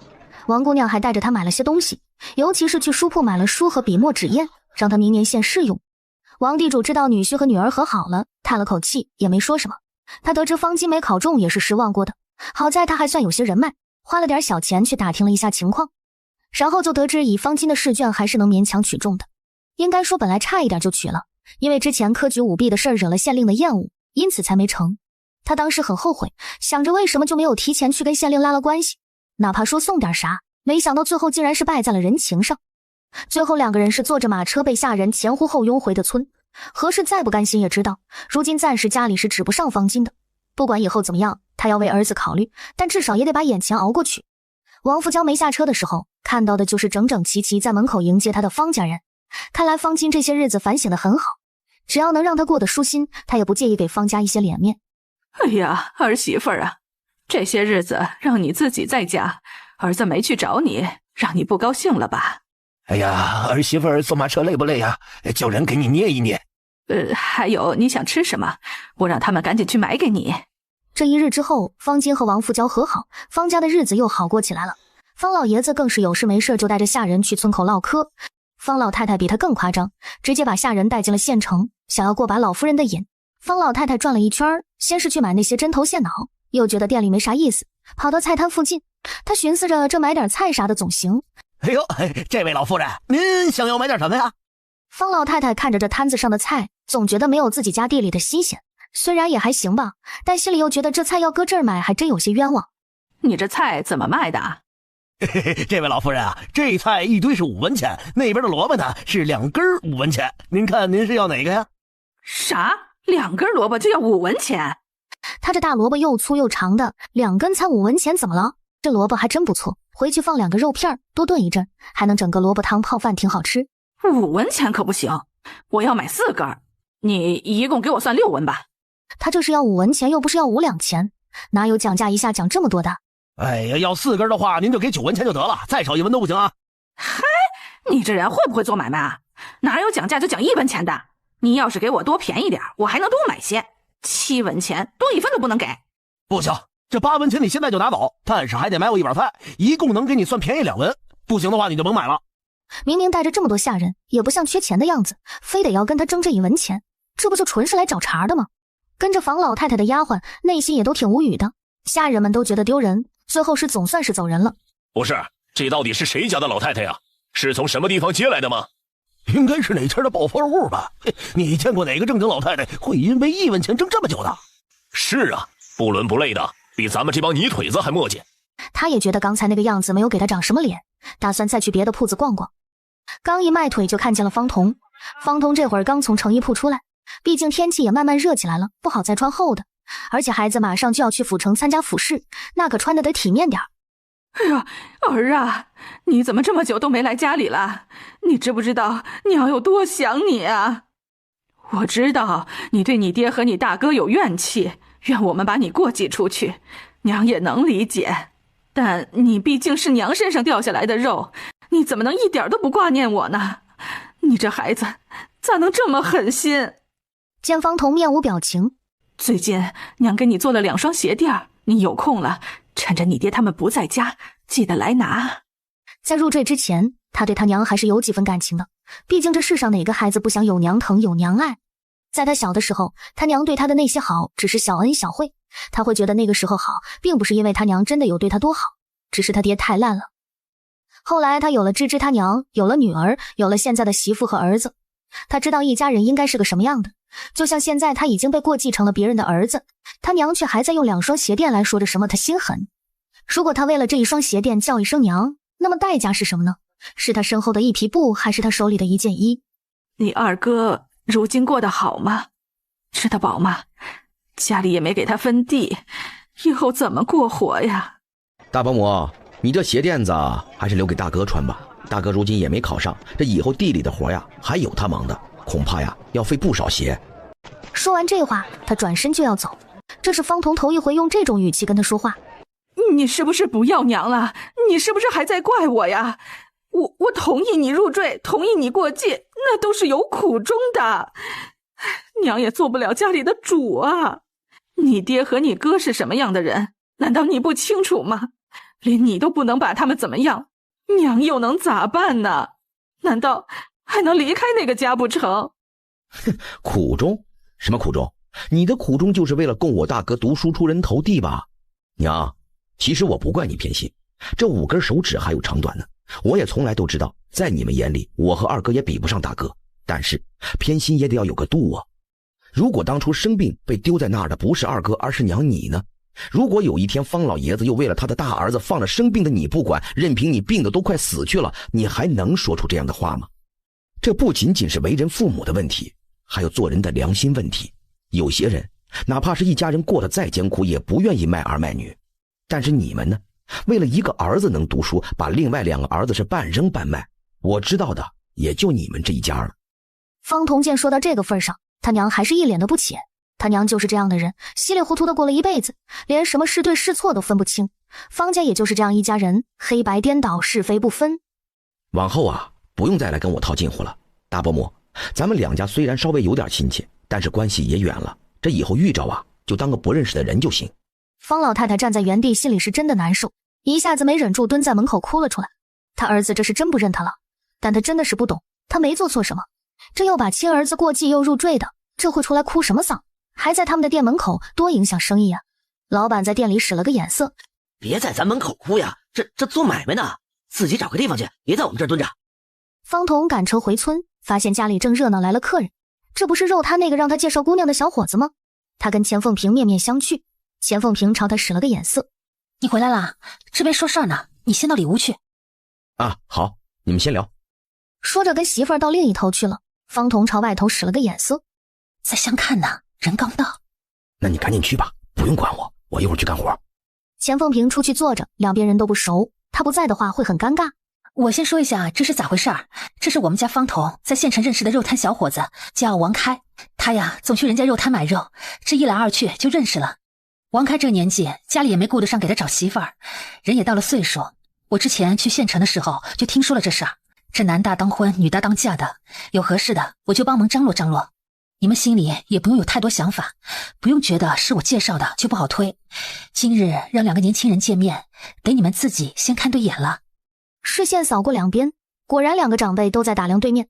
这位啊，是我们村长家的小闺女兰英，这是兰英娘，也是我们村长媳妇儿。既然咱们都当面见了，那各家的情况你们都自己说吧，我就不多嘴了。你们瞧瞧谁先说？我先说。我们家王开呀，今年已经18了，之前呀确实没怎么相看过，不是王开自己的问题，确实是咱家人没顾得上。咱们这一家人呐，只有王开他爹和他爷3个人会杀猪。别看王开看起来不壮，但可有一把子力气。我家那口子就是因为实在没有杀猪的力气，才没干呢。不过呀，他爷爷这2年身体不太好，虽然说也没什么大毛病，但是人上了岁数，肯定没有办法像以前那样大力气杀猪了。家里又有地在种，所以这2年肉摊上一直是王开在看。这孩子是好孩子，也能干。听起来这家人在钱财上分的倒是也清楚，怪不得今儿个不是爹来是婶娘跟着来。这婶娘大大方方的说话，确实听起来就让人觉得挺亲切。王开听他婶娘一直在夸他，自己都有些脸红了。咋了？我夸你，你还不好意思了？你看人家小姑娘眉清目秀的，我要不多夸你几句，你不怕人家看不上你啊？这么一说，给兰英也弄不好意思了。我们家兰英情况也没有啥特别的，反正也是个老实孩子，正好也是谈婚论嫁的年纪。这是咱家的小闺女，她爹和我当初老来得女，她上面的哥哥嫂子宠着她，我们也宠着她。这孩子自己懂事能干，但是咱们还是想给她找一个对她好的。这2年提亲的不少，但是也推了不少。咱们家的情况在村里一打听谁都知道，没有什么好隐瞒的。咱们推的原因呢，也不是说这么眼高于顶，纯粹是因为兰英不喜欢，或者我们不喜欢。我们家的都是老实本分的种地人，只有我儿媳妇儿现在跟着凤萍他们一起做买卖。我这丫头前阵子还在跟我说什么时候再招人，她也想来干活。我今天带着孩子来，纯粹是看在凤萍的面子上，剩下的就看他们小年轻自己怎么想了。我家这丫头文文静静的，但心里也有点自己的成算。我们不拘着她，也不希望以后的夫家拘着她，剩下的就看他们自己了。2个大人一对眼神，都看懂了对方的意思。孙长家的情况他了解，一家人还挺和睦的，没有什么那些勾勾扯扯的事儿。至于王开家，暂时还没听出有什么事儿了，这个还得深入了解。3个大人互相一对眼神，发现他们在2个小年轻都不好说什么话。钱凤萍找个借口出去，偷偷找到了闺女，听他娘嘱咐2句，就点点头往正屋跑。叔叔、姨姨，你们也是来芝芝家玩的吗？要不要跟芝芝一起玩？芝芝请你们吃蛋糕呀。兰英和王开对视一眼，立刻不自在地撇开眼神。王开的婶娘作为男方长辈，没有立刻开口，而是看了一眼兰英他娘。去吧去吧，正好我跟他婶娘说几句话，你们小孩先一块玩去。太好了。方南之笑着进来，一手拉住兰英，另一只手拉住王开。叔叔、姨姨，跟我走吧。吃了蛋糕，喝了牛奶，他见2个人还是放不开，干脆把他们带出去了。方南之伶俐得很，知道他们在村里遇见人肯定不好意思，特意带去了稍远一点的地方。兰英和王开走在一块儿，他在后面跟着。方南之看这2个人也太安静了，可是他也不想多说话，还得是让这2个人聊，不然就没有意义了呀。你婶娘说你不但在县城摆摊卖肉，还能自己杀猪，我看着你也不壮，杀猪会不会很累？小伙子，你行不行？怎么能让小姑娘先开口呢？不过这提起杀猪的事，这可真是王开的老本行，话匣子一下就打开了。他尽职尽责的跟在后面也不掺和，直到觉得出来的时候差不多了，才出声提醒他们该回去了。时辰不早了，我得带我们兰英回家了。行，那我先送送你们。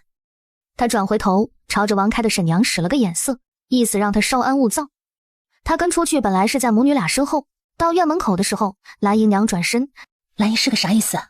小姑娘脸红红的，见他们说话，自己走出去一段，背着手，原地低着头。村长媳妇儿看了一眼自家闺女，眉眼带笑的朝她点了点头。这可太好了，不过也不用急，婶子，你知道我的意思。之后啊，你们让两个孩子多处处。钱凤萍看着他们母女俩离开，转身回到屋子。怎么样？王开呢？你觉得怎么样？挠挠头，不好意思看了一眼他婶娘。瞧你那点出息，这回没有别人了。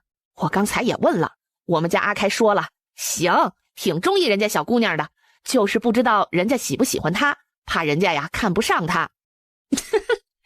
这可真是年纪轻，不过放心吧，我刚才问了，人家也满意。哎呀，太好了，真不容易，一下就看对眼了。那小姑娘我看着也喜欢。王开呀，以后你们要是再见面，你可好好表现，还不快谢谢你钱嫂子？谢谢嫂子。哎呀，这有什么好谢的？不过是凑巧，这都是村里的人，也没费什么功夫，就传个话的事儿。可别这么说，这家里孩子的亲事要真那么好张罗，王开早就成家了。这都是费心的事儿，尤其遇到个合眼缘又合适的，多不容易呢。这要是成了，我高低得让王开他爹给你包个大红包。行，那我就等着孩子的好事儿了。这都到饭点了，你们留下吃个饭吧，咱们正好也说说话。吃着饭，钱凤萍才知道原来王开的娘走得早，剩下的家里都是男人，所以今天才是他带着王开过来。钱凤萍真心觉得这家人不错，也觉得王开这婶娘雷厉风行挺厉害，估计在家里那也是说一不二的。但从他对王开的态度上来看，他也不是那种什么都管的，是个明白人。吃完饭，方哥，谢谢你，没想到当初我说的一句话，你不但给记住了，还麻烦嫂子给我安排了这么好的亲事，真是太够意思了。心里也觉得他媳妇儿这事儿办得太漂亮了。等所有人都走了，一家人还得接着干活。方彤正美滋滋的跟钱凤萍两个唠今天这两个孩子相亲的事，就听见铁柱几个一边干活，时不时的就在那叹气。你们瞧瞧，这是着急了。嫂子，你看人家这小年轻比我们小不少呢，这都找着媳妇了，我们几个都快成老光棍了，这可咋整？行了，你们别着急，既然我答应给你们介绍，就肯定给你们介绍。不过这得有合适的对象吧？他们知道嫂子不是那随便敷衍人的人。哎呀，嫂子，我们不是这个意思，我们没催你啊，不着急，我们知道嫂子早晚会给我们安排的。一天天的就知道给你们嫂子找事儿干，赶紧干你们的活。没几日，秦燕应了魏青林的帖子，去参加他的生辰宴。兄妹俩抽空先给他准备礼物。哥，我还是觉得这个机器狗特别好，难道青林哥不喜欢吗？我也觉得这东西有点意思，但看起来不像是咱们这儿的东西，除非能做点伪装。这么大的东西很难做伪装吧？那哥能不能像上次的摇椅那样，按照系统里的样子，咱们做一个木头的呢？秦燕到空间里去问了科技老师，科技老师的回答是有木头狗，但跟机械狗几乎完全是两个东西。他们还是打算做着试试，亲手做的东西还挺有意义的。魏家宴席这天，钱凤萍给兄妹俩穿上新衣裳，让方彤把孩子送到魏家去。魏青林自己在门口迎接，见秦燕他们两个来了，立刻迎了两步，把家里人叫出来帮他迎人，拉着秦燕就进去了，还喊上家里的小丫鬟。你们把我南枝妹妹带到后院去，让他们小姑娘玩，小心照顾着点。丫鬟们牵着方南枝往后院去了。你们看，那是什么花呀？那是月季花吧？啊，我喜欢那个白的。那白的是什么花啊？这魏家的花还真不少啊。最近经常上山采药，很多花本身也是能够入药的，也了解不少。这院子里除了这些，还有虞美人和栀子。这么说来，院子里那棵树是槐树，如今也正是季节。是南枝妹妹吧？身后走过来一个小姑娘。我刚才在前头看见你进来了，这才过来。我是魏思慧，魏青林是我哥。我知道你在我们家没有认识的人，我陪着你吧。好呀，我可以叫你思慧姐姐吗？行啊，我就跟我哥一样叫你南枝妹妹。南枝妹妹，咱们到那边坐吧。青林哥跟你说起过我吗？是啊，他们总说你和你哥哥的事呢，我爹也总说。虽然我今天第一次见你，和你们的事我都已经听说可多了。魏思慧特意说起他正在书院读书，而且还学医，不少小姑娘都很感兴趣。哎，你在书院，那你跟的是哪位夫子啊？难道是魏夫子？学医是跟谁？是我们县城的郎中吗？原来你就是方南枝啊！眼前这小姑娘她没见过，年纪似乎比她大一些。你不认识我吧？我姓郑，你的先生郑举人是我爷爷。原来你是婉如姐姐，先生总是跟我提起他有一个活泼好动的小孙女，说我跟你很像，原来是你。是啊，就是我。我爷爷也总提起你呢。我也一直很好奇，什么样的小姑娘能给我爷爷当弟子？他那个人又严肃又老古板的，别说小姑娘了，就连我那些哥哥们看见爷爷都绕道走。那你怎么不常来书院玩啊？这样我们就可以经常见面了。书院有什么好玩的？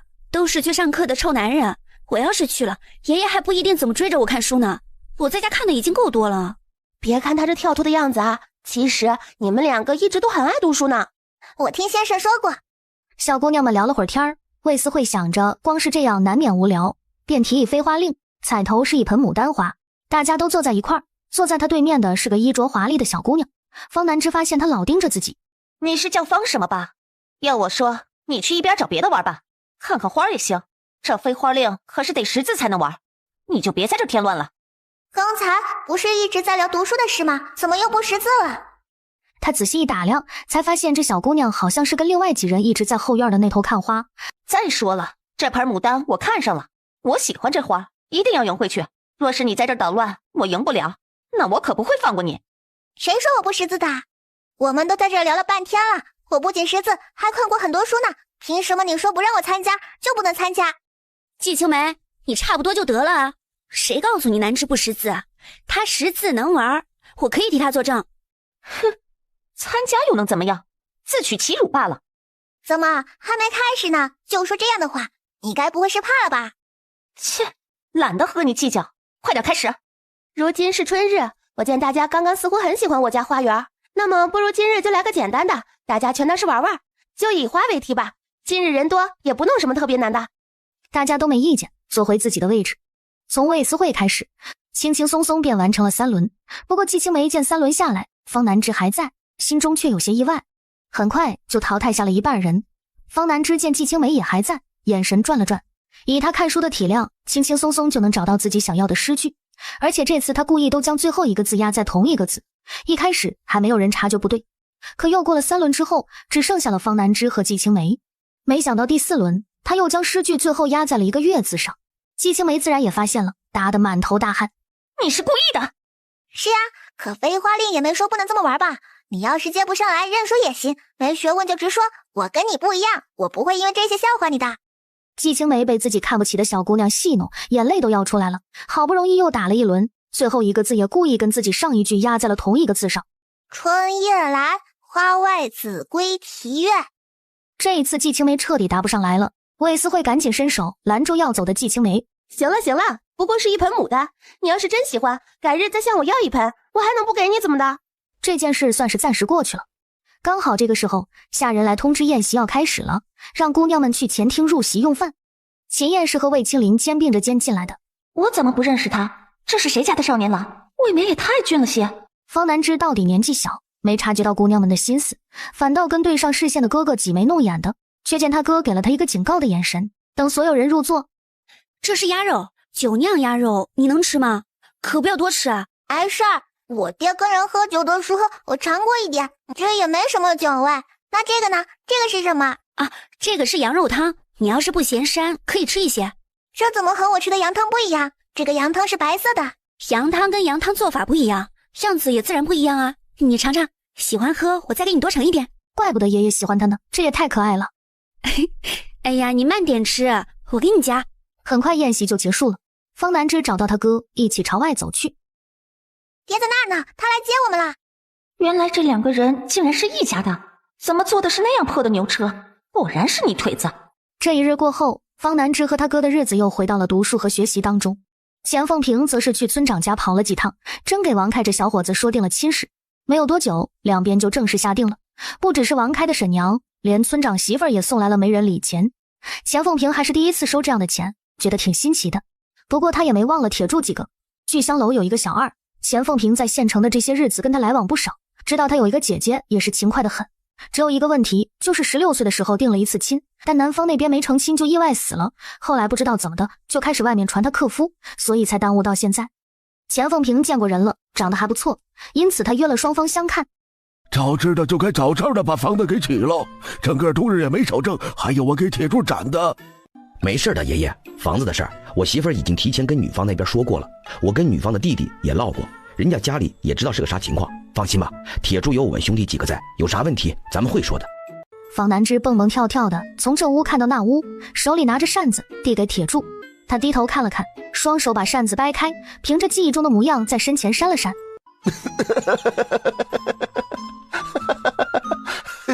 得了，人家公子那叫有风度，你扇这2下像是有病。现在还有点春寒呢，还玩扇子。不行，不合适，人家公子哥穿长衫拿个扇子还有点样，你这一身短打扛个锄头还差不多，不如等人家姑娘来了，你去下地干活，表现一下勤快。那不行，衣服不就脏了吗？那不用扇子的话，不如上个妆吧。啥？男的还上妆？能啊，书上说了，男子女子都可以上妆，能看起来更干净利索呢。我画画可好了，说不定能画。